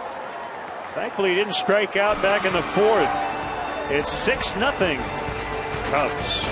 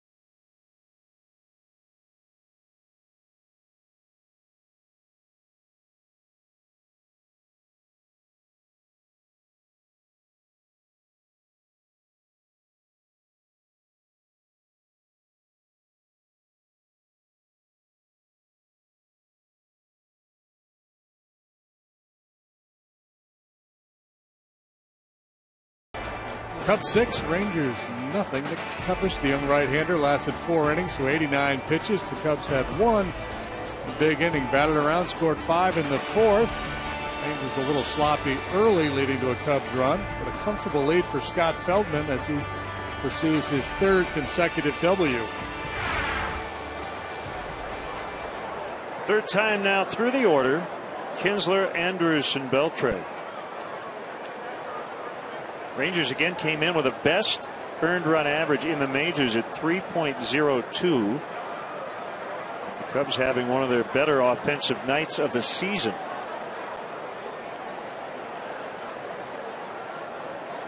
Tells you all you need to know about the fickle game of baseball. You can set everything up. We can give you the numbers. And then you got to actually go out and play it.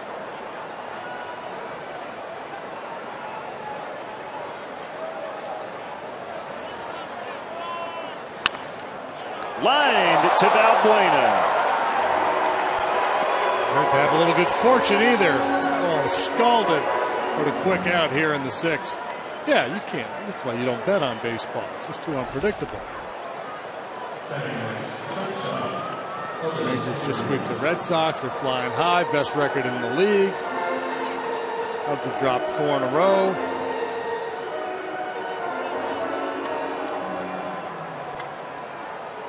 Bulls beat the Heat.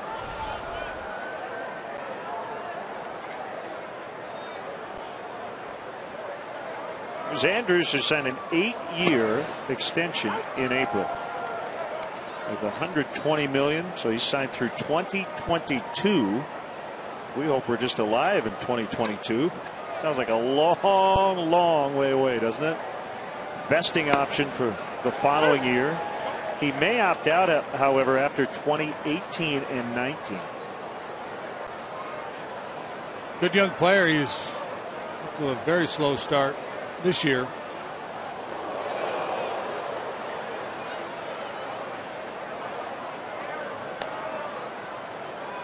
Maybe he failed to turn a double play for Feldman last year.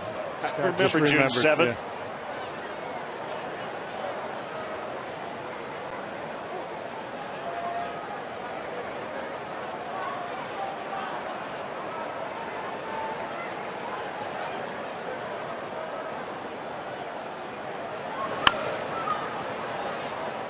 Go foul. Andrus came to the big leagues in 2009. He's just 24 years of age.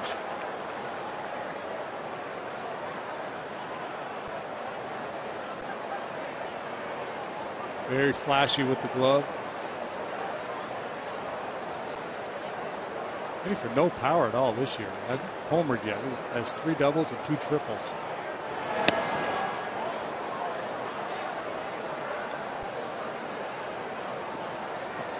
He's not a home run guy, but normally, you can have a few more doubles. Last year he had 9 triples to go along with 31 doubles.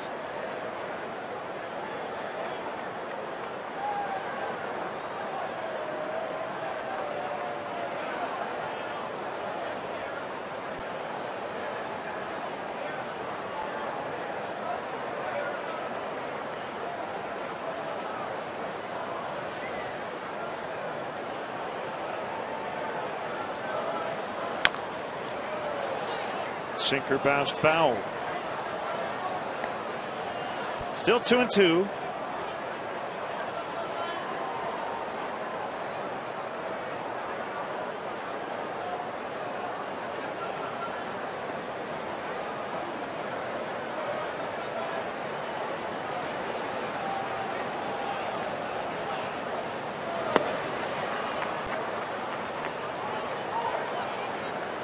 Dale was asked before the game if he might shorten up Feldman coming off his first career complete game. He said, well, 114 pitches. Feel like he was under much stress. That 6-2 win. Nice play. 2 down.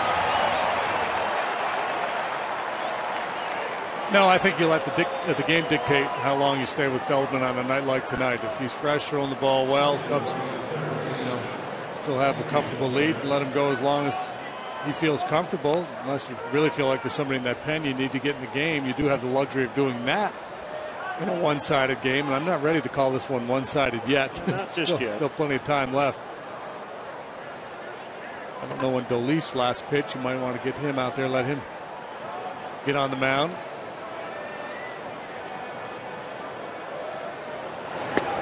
Beltre turned away, and that curveball dropped over nicely for a strike.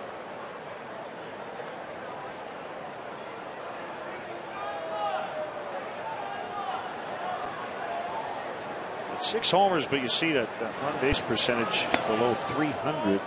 That big game-winning hit yesterday. Track record says he's due for a hot streak.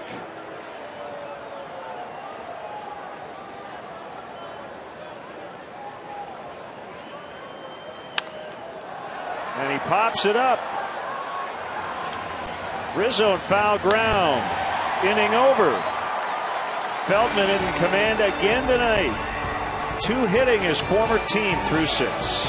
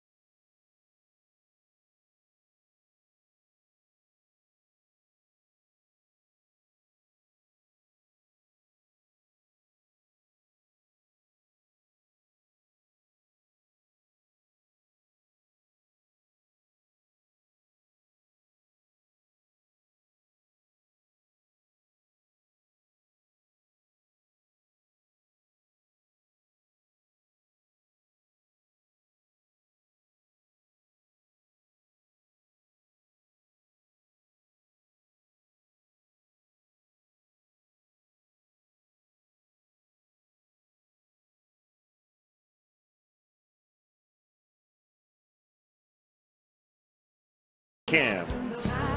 We never dressed to impress all the others. They would let us in on a laid-back kind of style.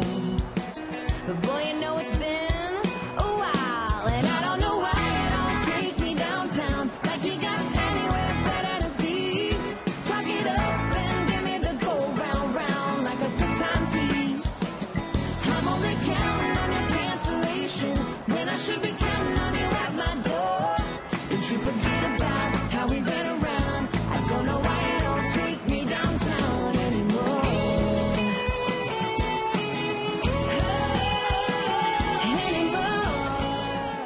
That's Downtown Lady Antebellum. Cubs baseball brought to you by Budweiser, the official beer of Major League Baseball. Great times are waiting. Grab some buds.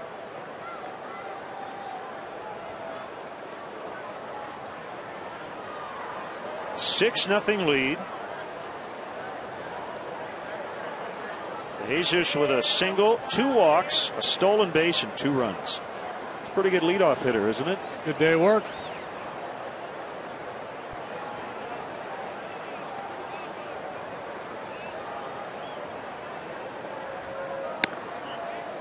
It's going to be interesting to see now what happens with Ryan Sweeney up. He's a left-handed hitter too, so the Cubs outfield leans a little left.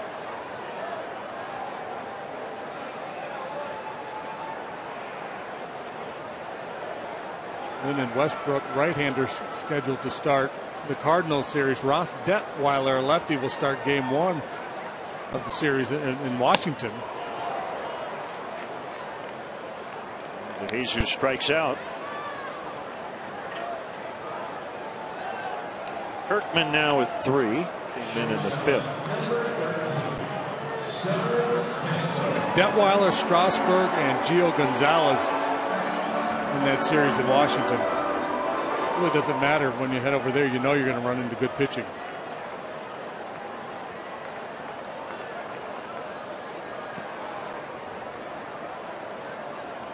Two-run single in that 5-run 4th. Castro looks at ball 1 low.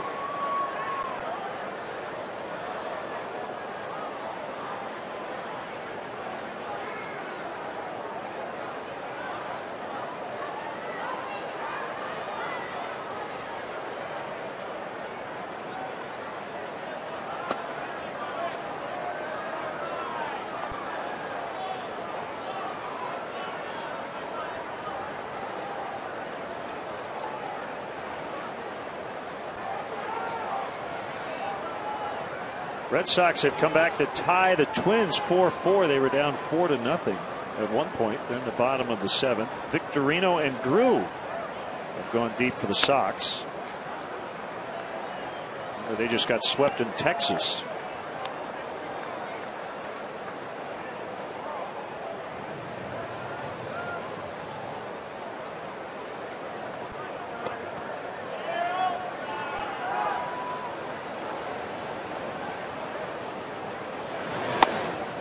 Strike 3-1. All the West Coast National League teams are home tonight. The Dodgers entertaining the Diamondbacks. Trevor Cahill and Chris Capuano. There's Joe Ortiz. Wade LeBlanc, former Padre, will face former Cub Andrew Kastner, Miami at San Diego. As Castro walks, the Phillies are in San Francisco. Cliff Lee, Madison, Bumgarner. That should be a dandy. Comes Mike Maddox. Rangers have 3 left-handed options in their bullpen. Kirkman one, then Joe Ortiz and Robbie Ross. Lefty tossing now. Maddox always with that hand up on the shoulder of his pitchers when he goes out to talk.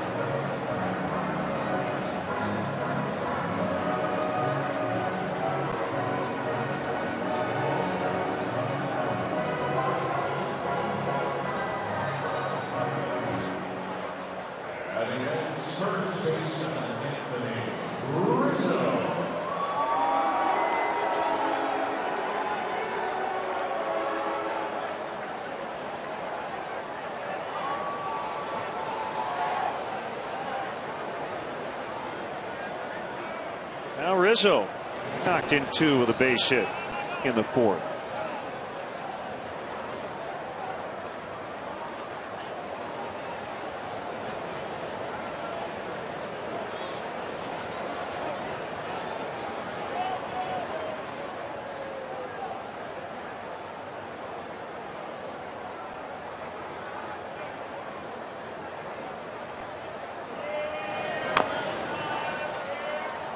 Topper foul up along first.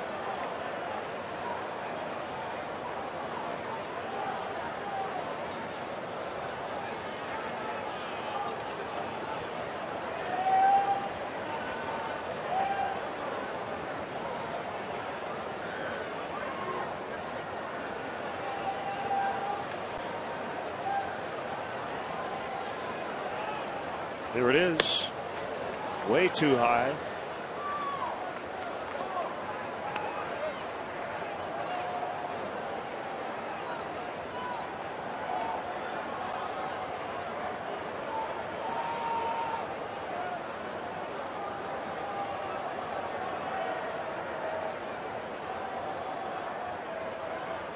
The 2-1. Hit a ton, but plenty foul.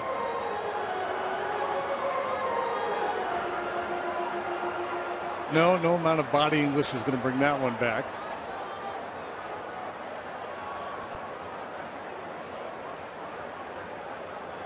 I mentioned the Angels, the Dodgers too. It's tough go of it in Southern California with their baseball teams. Dodgers were just swept by the Giants.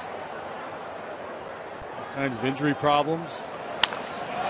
On the left, and down. Murphy will retrieve as Castro will head to third, and a double for Rizzo. Man, how good has his approach been against left-handed pitching? Unbelievably good. Matter of some concern coming into the season, but he's done just fine against the southpaws. This is great hitting here. Get you out of the way, just like Joey Votto. Be a bad guy to emulate.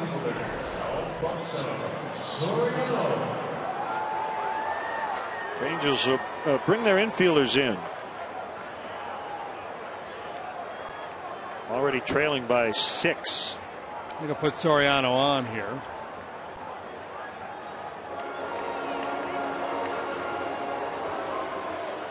The Dodgers, Hanley Ramirez, Mark Ellis, recently put on the disabled list. How long was Hanley back for? Just a couple of games, right? He was back for 4 games. Wow. They do get Adrian Gonzalez back in the lineup. He was bothered by a mildly strained neck.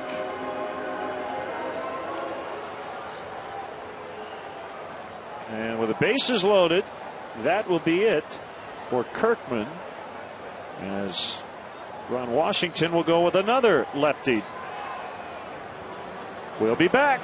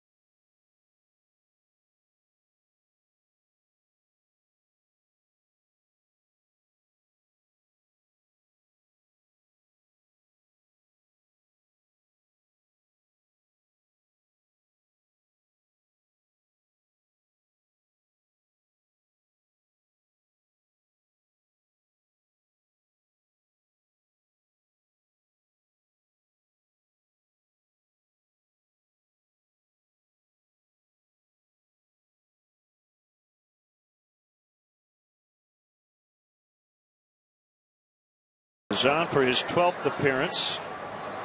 Bases loaded, 1 out. Nate Scherholtz the batter. He's 22 years of age, from Venezuela, Ortiz. Smallish in stature, he's 5'7". That's a good arm, though. Scherholtz is going to take this at bat off this lefty, who has been awfully tough on left-handed hitters so far this year.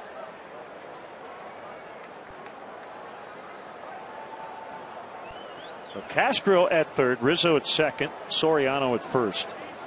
And the pitch. It's low. Ortiz 5'7", 175.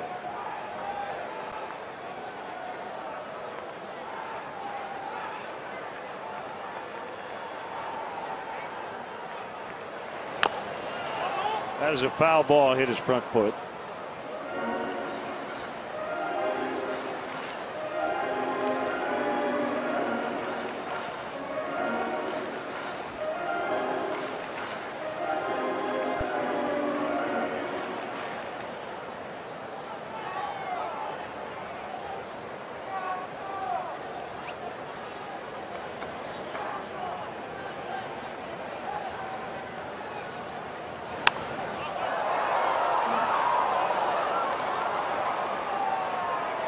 Protecting against the slider. Nate a little late on that fastball. Slider is a put-away pitch for Ortiz. Fastball, slider, changeup. I'm guessing the changeup he reserves for right-handed hitters for the most part. Just for special occasions. Special occasions.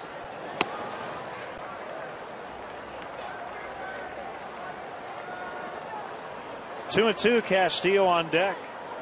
Cubs got one in the first and then 5 in the fourth.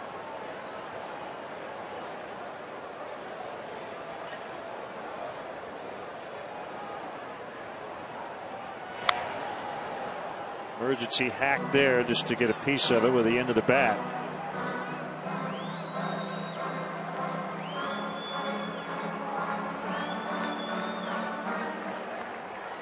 Try to stay inside the ball, think the other way.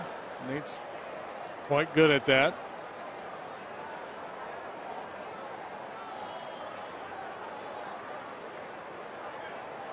Ortiz has a sign from Soto and the pitch. Hate to punch out here, but you'd really hate to bounce into an inning-ending double play.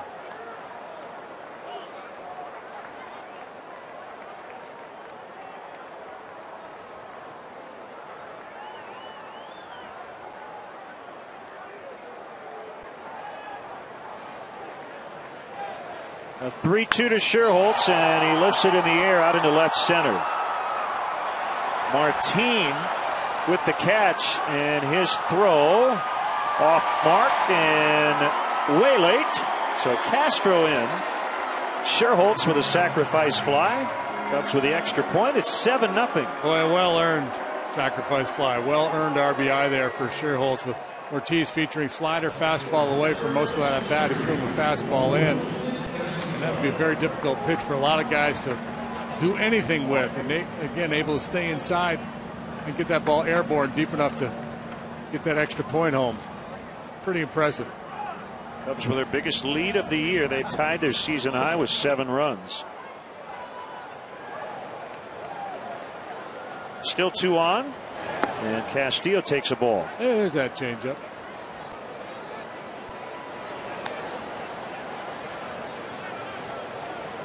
Well, the third time the Cubs have scored 7. The other 2 times they lost 10-7 and 13-7. But tonight, much different story at this point. Scott Feldman has allowed just 2 hits through 6.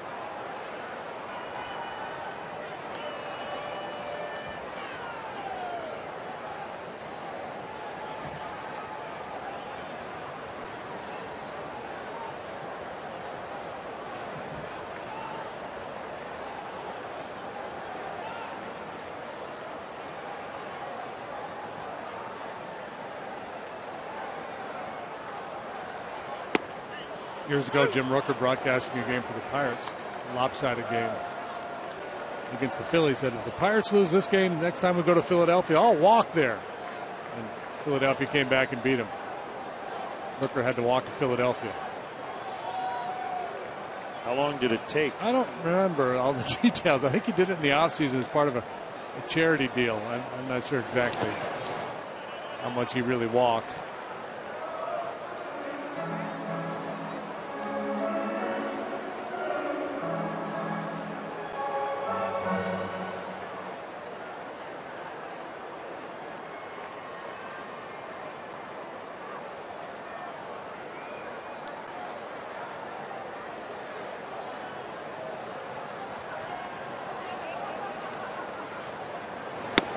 Swing and a miss. And the inning is over. The Cubs add to their lead 7-0 after 6.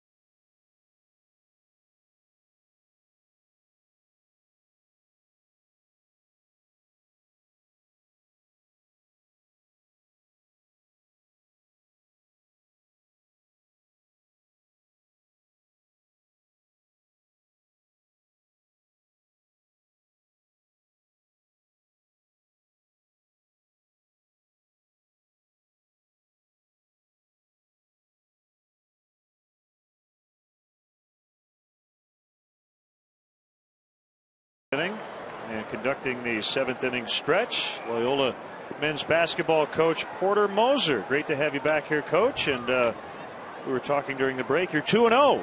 You know, I don't want to jinx the Cubs. This is my 3rd time doing the stretch, and I am 2-0, and I feel got a good, comfortable lead here. So I hope I don't jinx it. Well, we won't promise that we'll walk to Arlington or something. There you go. Tell them the story before next time we go to Texas. But great to have you back. Nice night tonight. And actually, earlier on this homestand, we chatted with members of the 1963 Loyola Division I Men's Championship team, 50-year anniversary. I'm sure you'd love nothing more than to reprise that this season. Well, those guys are the biggest ambassadors of our program, just high-class guys, and have the only national championship in the state of Illinois. Here's a 1-0 pitch. Nelson Cruz bounces foul, and you're going to be in a new conference. Len, that's huge for us. The Missouri Valley Conference is one of the best conferences in the country, and I played in that conference, and I've coached in that conference, and it's going to be a huge step for Loyola Athletics to move into the Valley. You played at Creighton. I did. The 1-1, a swing and a miss, 1-2. We lost Rick Majerus a few months ago, and you coached with him. And tell us about his influence on you. He was, one of the greatest, and he just went way too early. I've learned so much from him, and close friend, and nobody can even put on paper how knowledgeable of the game and the kind of person he was. Now, I know when he was in Utah, he lived in a hotel, right? And I mean, if there was anyone who lived and breathed basketball 24 hours a day, it was Rick. He did. He has the most Marriott points on the planet. And he said, "Where else can you get a mint on your pillow every morning?" Right. So he did. He was in a hotel in St. Louis as well. 2-2 to Cruz. Scott Feldman's still in there. That's probably the nights where you're not sleeping at the gym, right, or in the office. Oh, I tell you, we had some. That book that he has, My Life on a Napkin, is the most apropos title for a book you could ever imagine. We've been in everything from Steak and Shake to Lorenzo's on the Hill, diagramming plays. Well, Jesus makes a catch. That's the first out. I don't know how much of the Bulls win you caught tonight, but we talk in baseball. JD can speak to this. The idea of trying harder, playing with more energy. I mean, there's a fine line where in baseball you kind of have to be in a zone and to relax. But in your sport, trying harder actually makes you play better.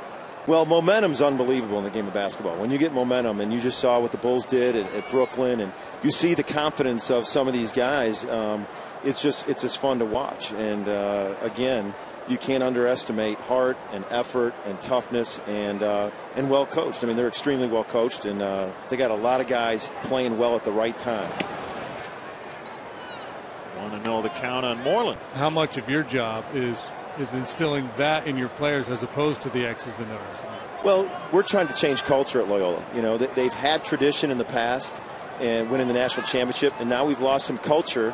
And now we're about to get it back. I mean, moving into the league, they got new facilities, a new administration, and you got to.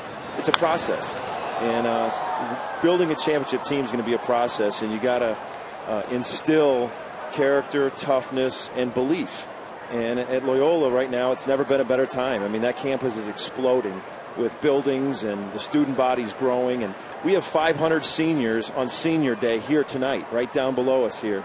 And it's a fun time to be at Loyola, but it's big when you're trying to build a program, to build that confidence and belief that you can get it done. And there's so many good players in the Chicago area, right? It could be if you just get a couple blue chip kids to stay home, come play at Loyola. I mean, I don't want to do an advertising campaign for you here. But there's so many good players in Chicago. I'd love to break some NCAA rules right now by saying some people's names on the air, but I can't do that. I mean, it's a great area. I mean, obviously we want Loyola of Chicago to recruit, a lot of these great players and have them stay home. And now we're moving to the Valley, and it's a great place to get a great education and play great college basketball. Barney will pick it up, and Feldman will have to cover. Nicely done. Izzo also went after that ground ball. All right, well, you're a veteran now of the stretch. And it's always a thrill, I know, especially under the lights on a nice night tonight with the Cubs leading. And thanks for stopping by, Coach. And, thanks, guys. Have a great season coming up. Thank you, guys. Thank you very much. I really appreciate it. Porter Moser, the Loyola men's basketball coach, getting ready for the 7th inning stretch. James Russell getting loose in the bullpen. And Len, I just have to point out that it was the game I referenced earlier with the Pirates and the Phillies was in Philly, and Jim Rooker said he would walk home to Pittsburgh. And he did in the offseason, 308 miles or whatever it is. Took him 13 days. Are you hinting you want me to like walk to some other? No, you want me to walk to Washington if the Cubs don't win? No, just maybe if they have a big lead over the Sox. Okay, right. Yeah, it's like 9 miles. I can do that. Soto rolls to Valbuena. Feldman cruising, and it's time for the stretch. Today's guest conductor for Take Me Out to the Ball Game, Loyola men's basketball coach, Porter Moser. All right, Cubs fans and Loyola Rambler seniors, let me hear you. A 1, a 2, a 3. Take me out to the ball game. Take me out to the crowd. Buy me some peanuts and Cracker Jacks.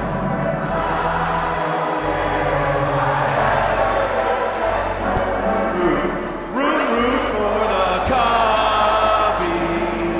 If they don't win, it's a shame. For it's 1, 2, 3 strikes, you're out at the old ball game. Let's finish this off.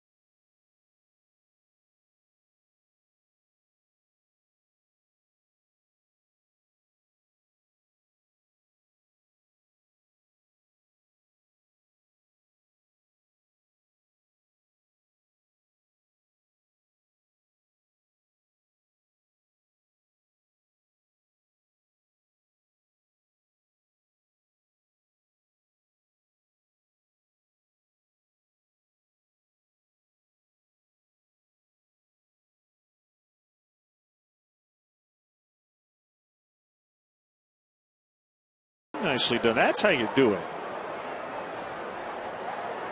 And the Cubs will try to add to their lead. And Valbuena spanks that one in the right. 3-hit night for Luis.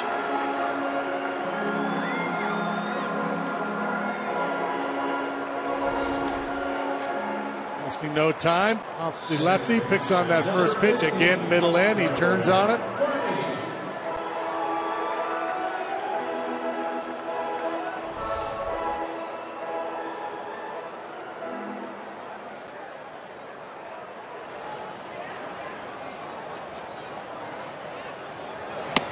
Way outside.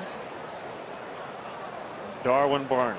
Everybody in the Cub lineup has been on base tonight by hit or walk, except for Nate Scherholtz, and he drove in a run with that sac fly in the 6th. So everybody contributing. And there's the main man. Feldmania.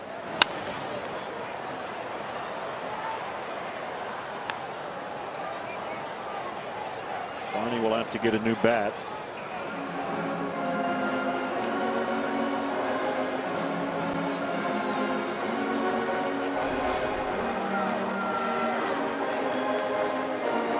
Don't get hurt. A little treacherous. More work to do. That step jump out at me.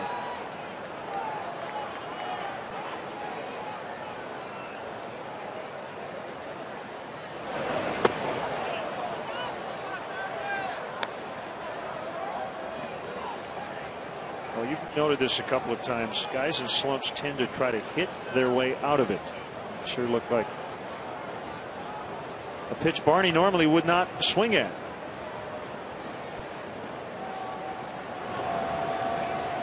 Yeah, you tend to think too much, I think, when you're scuffling. And when you're thinking you get caught in between, you don't react. Late on the fastball, you're pulling off the breaking ball.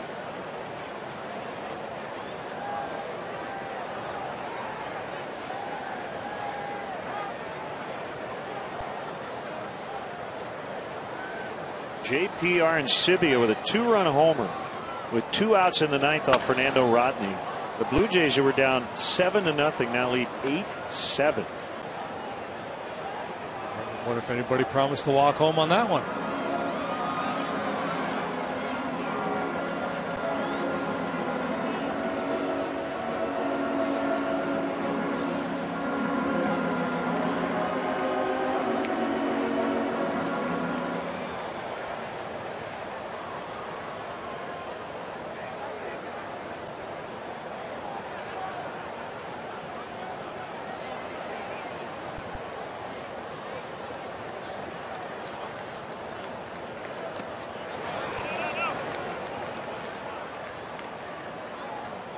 Blue Jays better get going.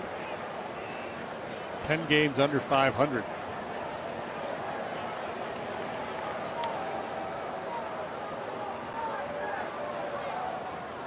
Mired in last, 9.5 back of the Red Sox. Into action tonight.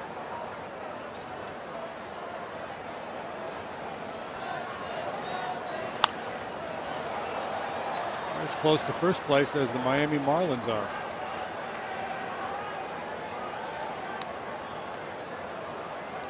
How interesting. That was a team they made that big deal with. Final in Cleveland, 7-3 Indians over the Athletics. Asdrubal Cabrera with 2 home runs. Sliding grab.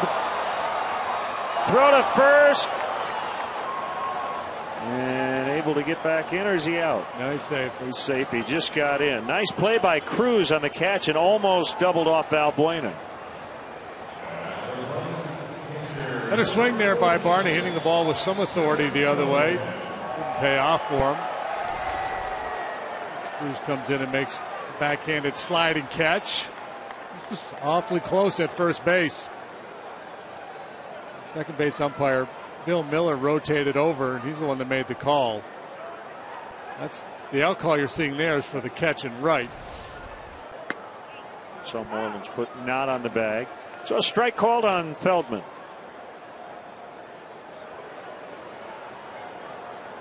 So the Indians have won 7 of 8. Over 500. 15-14.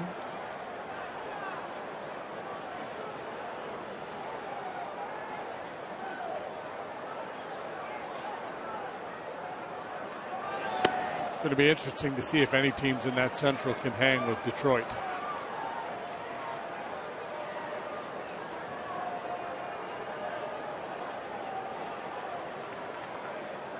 Well, right now, it's Kansas City, even though the Royals lost today in extras.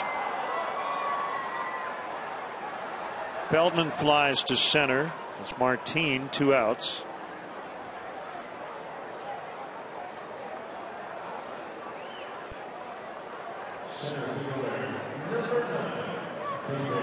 Tigers just got done sweeping a 4-game series from the Astros.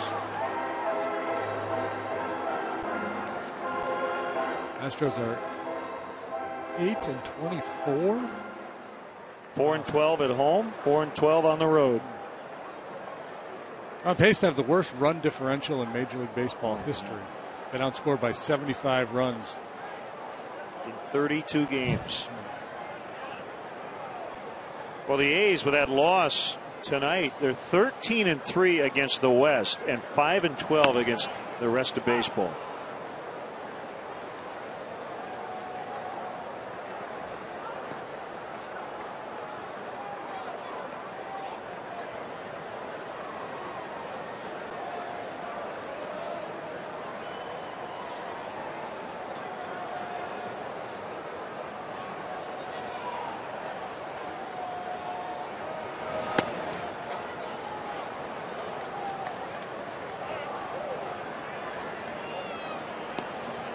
Mentioned earlier that it was Willie Mays' birthday.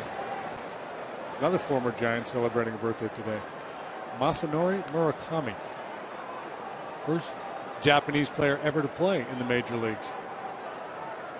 Spent a couple years with the Giants, and parts of a couple years back in the mid-60s.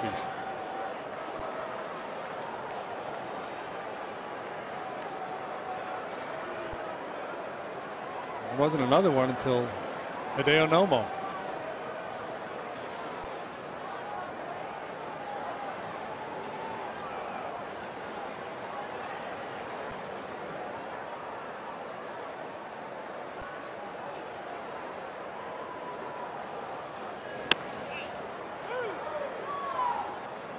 Now 2-2.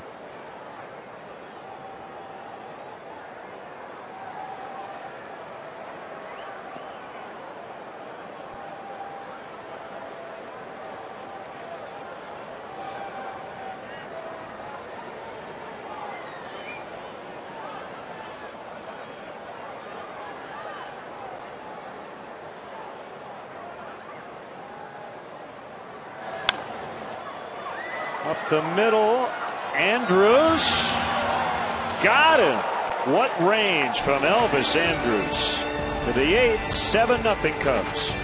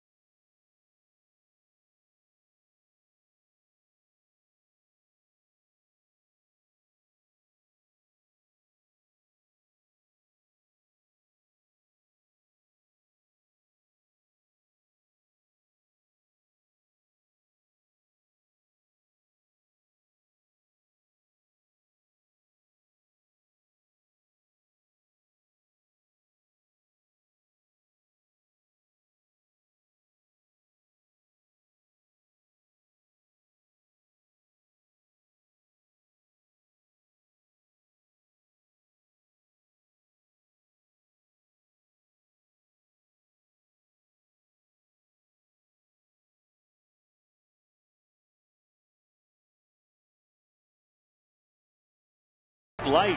It's the sure sign of a good time. Here we go. Honda. Visit your local Honda dealer or go to shophonda.com for current offers. And by AT&T. Find out what's possible with products and services from AT&T.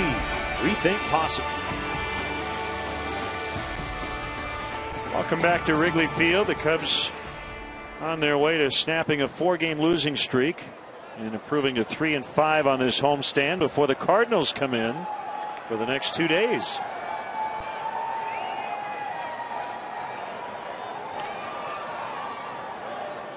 Scott Feldman in the 8th. Ball 1 to David Murphy. Action in both bullpens here as we get into the later stages. Pitch number 104 on the night for Feldman.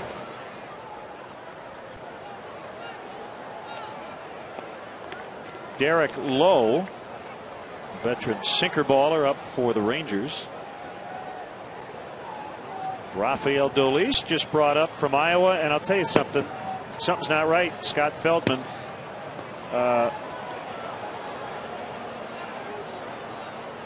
He's got a cramp in his hand, it looks like.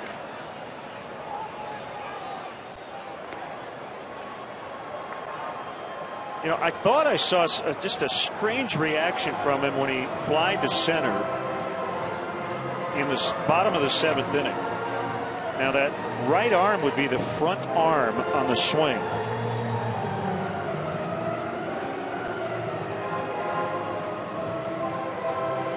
Again, No idea if they're connected at all, but no sense of taking any chances. And a big hand for him. He'll lead with a 2-hit shutout through 7.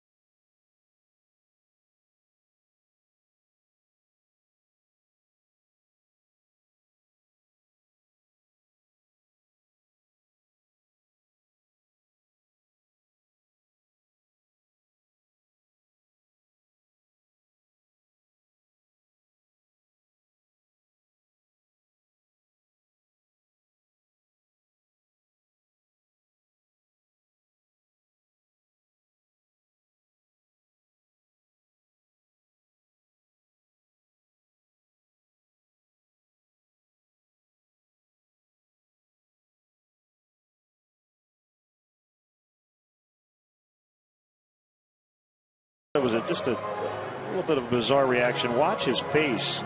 He just kind of hesitates right there on that swing in the bottom of the 7th.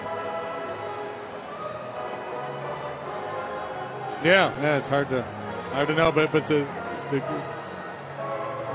tripping coming out of the dugout, we're pretty sure that didn't have anything to do with it. And the good news is, as those shots we had of him in the dugout after the fact, all smiles, so there's no real sense of concern. Just like you said, just some cramping. He was terrific again. Wow. 7 innings, 2 hits, no runs, and Russell will come in with a 2-0 count on Murphy.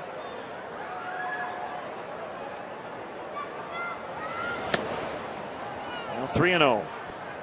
Yeah, I think if this were a 3-0 ball game, 4-1, something like that, they would have spent a little more time out there with Scott, had him throw a couple pitches to see if he could kind of shake it out.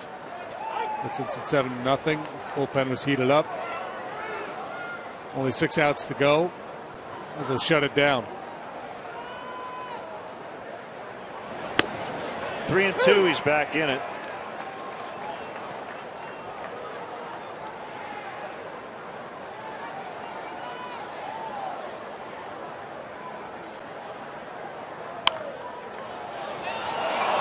Slowed down by Valbuena, but it'll be a hit for Murphy. Their first hit since the 4th.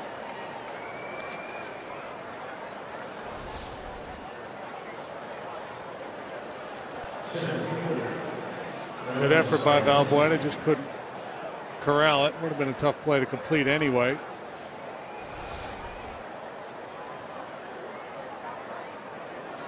So even though that count that Russell came in 2 balls, no strikes, the fact that Murphy reached via hit, he belongs to Russell.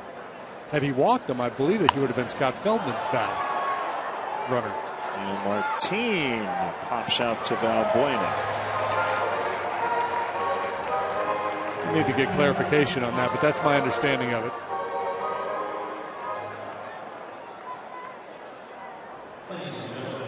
Russell's dad, Jeff, pitched for the Rangers back when.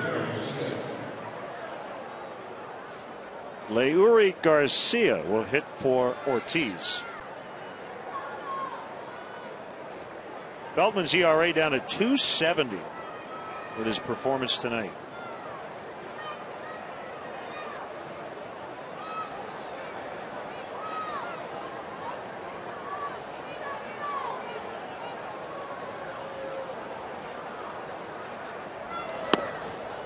And that's what you can get into a long debate about the value of the quality start stat. And it's not an officially recognized statistic, but everybody knows that 6 innings and 3 earned runs or less is considered a quality start. But, 6 innings and 3 compared to what he did tonight. Rizzo has it in foul ground. Let's see, for the Cubs, it's their 19th quality start. Prior to tonight, they had an ERA, the starters, of 2.05 in a quality start. So it might even be below 2 with Feldman's performance tonight. That'll be it for Russell. Kinsler due up. I think they should move that to 7 innings and 3 runs allowed. We will get on it. Make that happen. All right, here comes Dolis.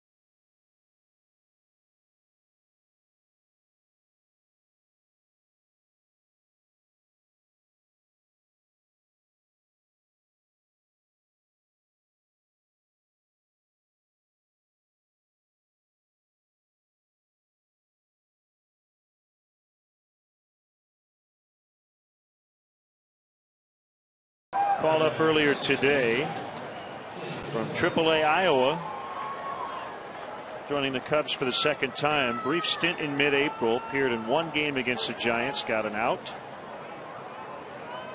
give up a run. You see the high ERA, and then that last category, you saw the reason why. Walks been a big problem for him. Murphy at first, 2 outs. And the pitch to Kinsler's got an 11-game hitting streak on the line. Called strike.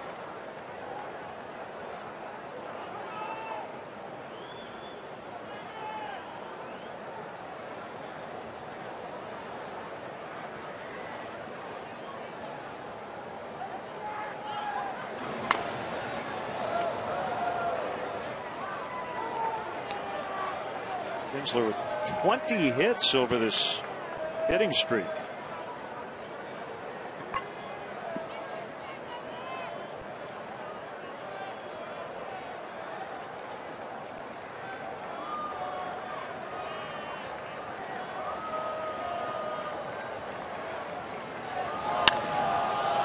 High in the air, center field. No problem for DeJesus. Inning over. Cubs will bat in the 8th, leading by 7.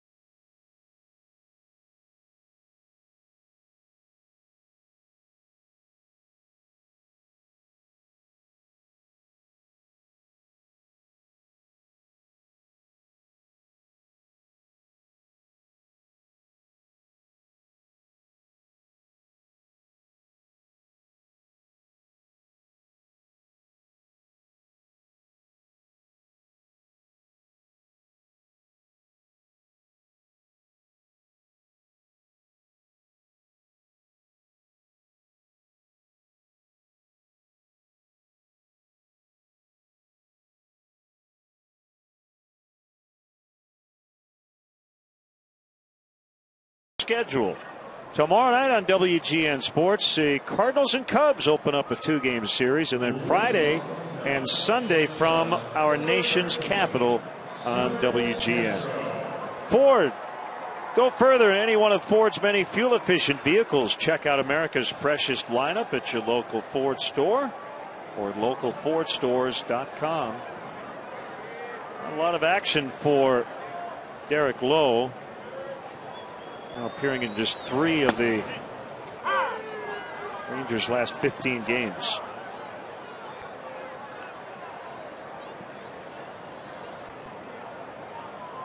Lowe pitching now at 39 years of age. Big guy, 6'6". A real nice career. He was both a starter and a closer. Now just a guy in the bullpen right now for the Rangers.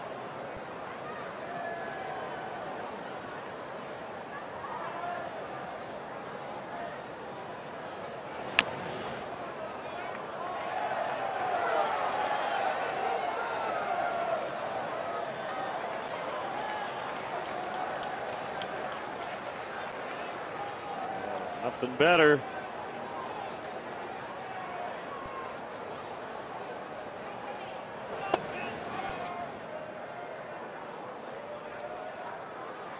.176 wins, 157 losses, 86 saves. A long big league career.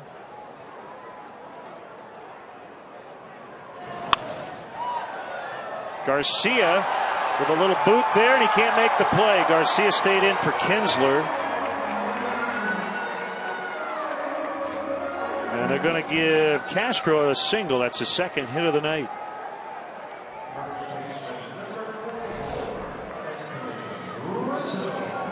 Kind of bailing out. His backside's kind of leaning towards the Cub dugout, and he just punches it towards second base.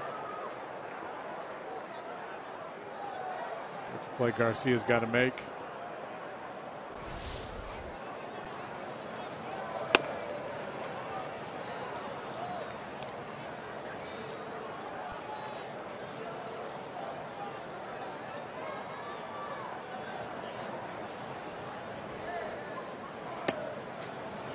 Rizzo's been on a nice roll lately.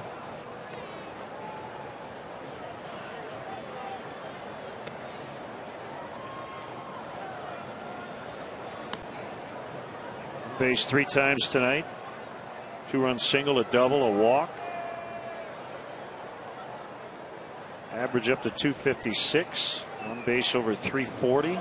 Slugging almost 530.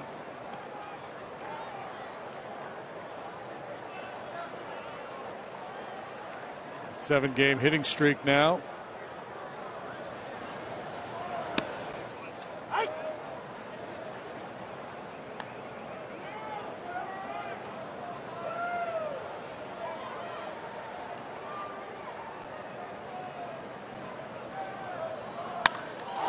Deep to right for Rizzo. Gone.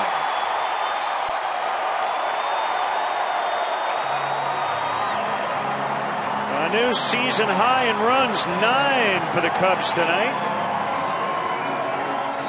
At this point where Travis Wood is pitching tomorrow, says, hey boys, save some for tomorrow.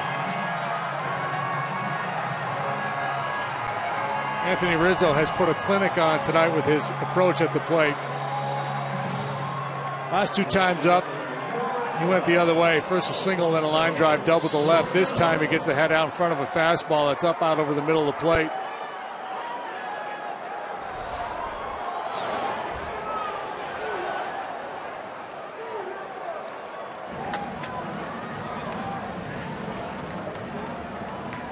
Ground him up.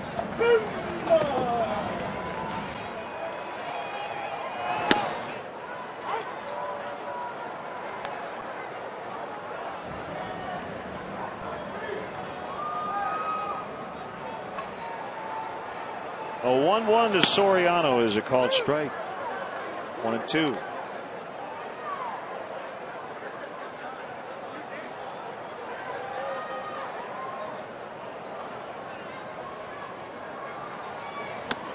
Swing and a miss. 1 away. Well, for the first time all year, this is the Cubs' 32nd game. Dale Swain can kick up his feet.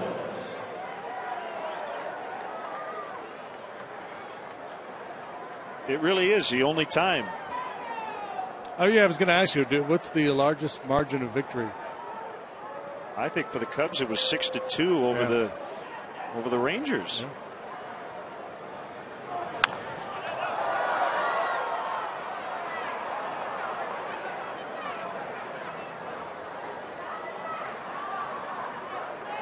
Yeah, they beat the Rangers 6-2 and the Padres 6-2 in Feldman's last start.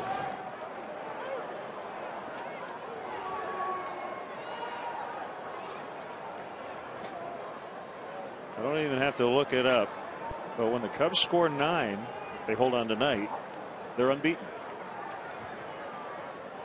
Why don't they do it more often? Right. Shank foul.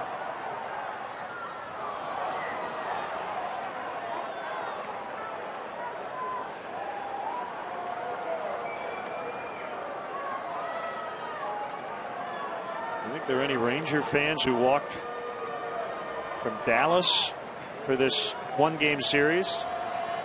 Well, there's some in the house, though. There's a Rangers fan from New York. Popped up.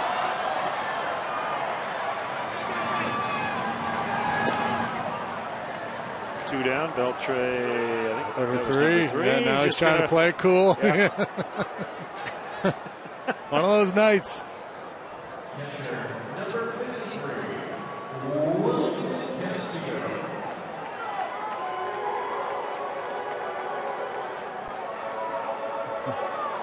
They're giving him grief from the Cubs dugout, and he's saying, "Shh, quiet, don't tell anybody."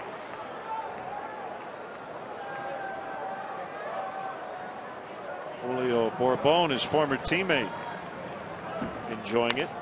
Castillo bounces to low, and that will take us to the ninth. Rizzo with a booming home run. 9-0 Cubs.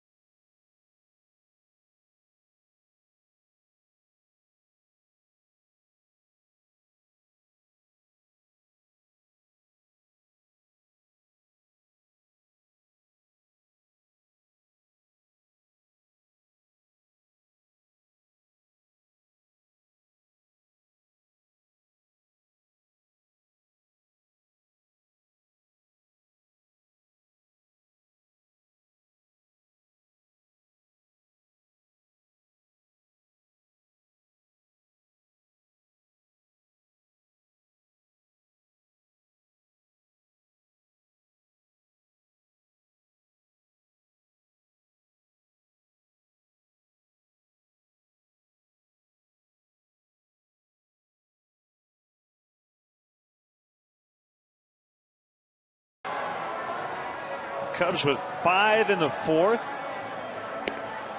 and leading 9-0. Here's a Cub debut, Ryan Sweeney. He's coming up from Iowa. Career .280 hitter.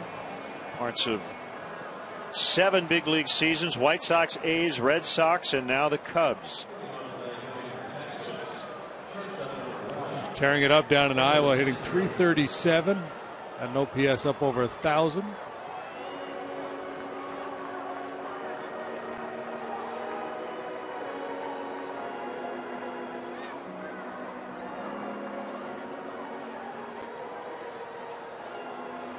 Andrews to lead it off against Dolis.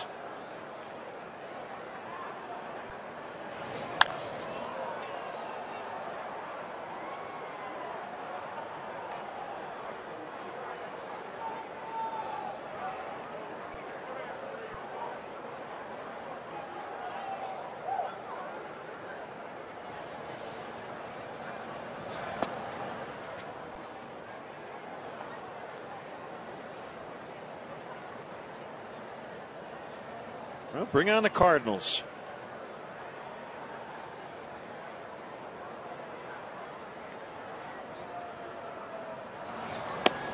Louis has won 6 in a row, but they didn't win today.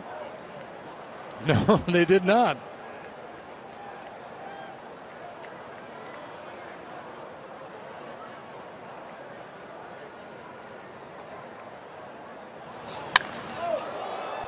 That's well hit to left over Sweeney. Plays the carom nicely, however, and the throw to second. Boy, he almost got him. Ryan Sweeney can really play defense. In fact, he's stolen away a couple of home runs from Ian Kinsler going back to his American League days, and that was well played. Showing off a pretty strong arm. He makes this awfully close at second base on Elvis Andrews, who can really run. That's some lumbering catcher. That's Andrews, who can fly, and that's awfully close. Great throw. And looked like at one point his foot might have been off the bag on that slide, but hard to see in real time.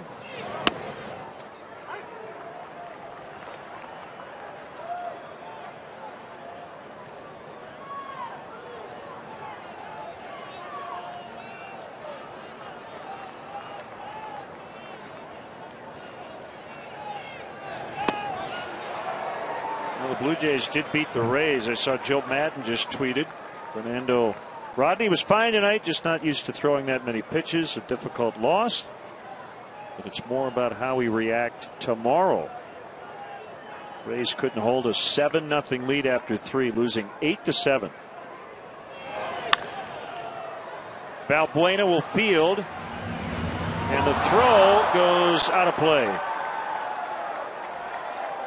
And the shutout is gone as Andrews scores and Beltre to second.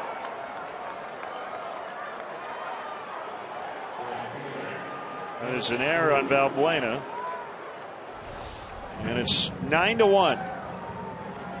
Like he had a hard time getting the ball out of his glove and never really secured a grip. Not much of one anyway. Tried to make the play despite that, and just sailed on him.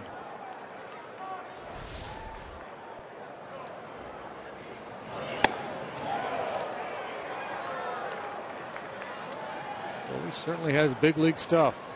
Light up that radar gun. That one clocked at 95. He's got that power sinker.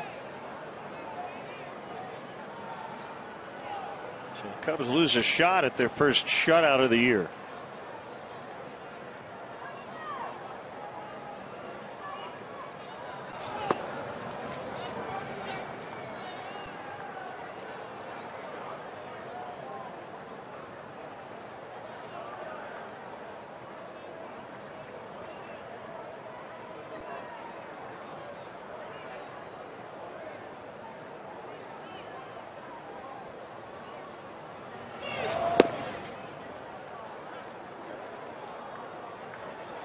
Landing by Dolis, 2-1.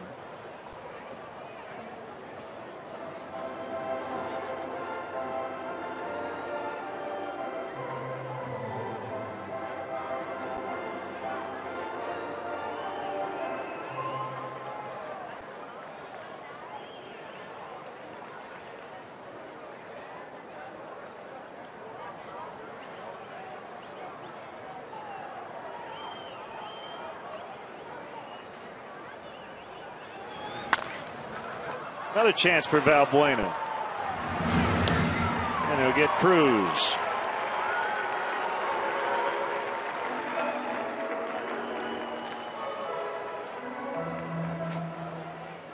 Time for our Budweiser Player of the Game, Scott Feldman.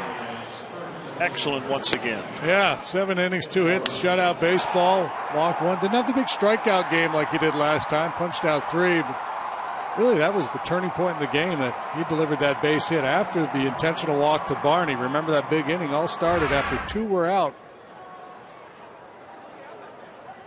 Cubs baseball brought to you by Budweiser, the official beer of Major League Baseball. Great times are waiting. Grab some Buds.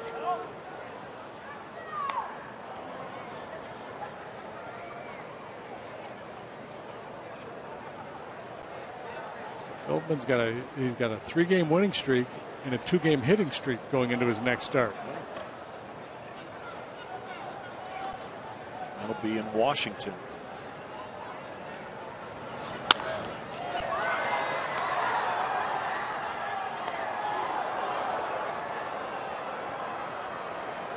Cubs will have an off day Thursday. I've been asked Dale how he'll handle that.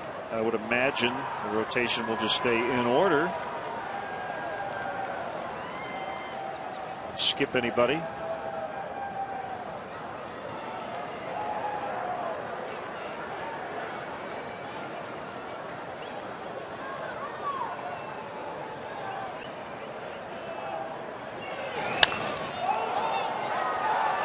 Left field and twisting out of play.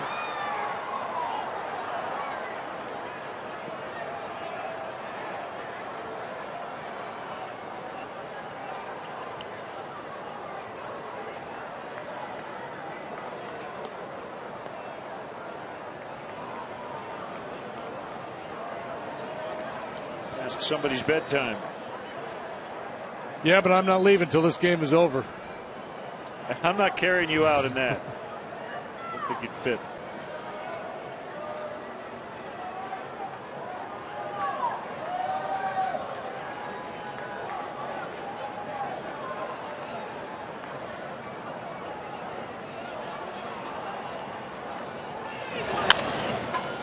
Ground ball. Barney up with it. We'll trade at third. 2 outs.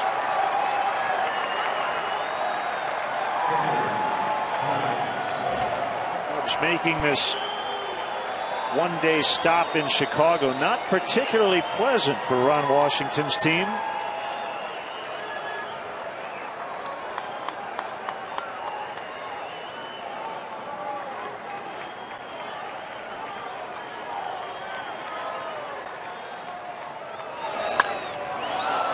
But Soto staves off elimination, so to speak, as Beltre will score an unearned run. 9-2.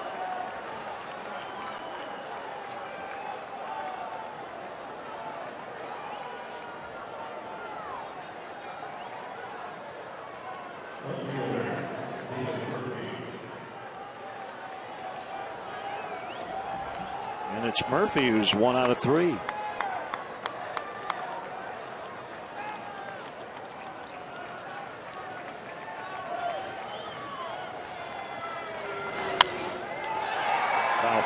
Staving off elimination. I mean, NBA and NHL playoff mode. Yeah. Well, and hitters will tell you they hate making the last out of a ball game. Yeah. I mean, they know it's inevitable. Sooner or later, somebody's going to make it here, but nobody wants to be that guy.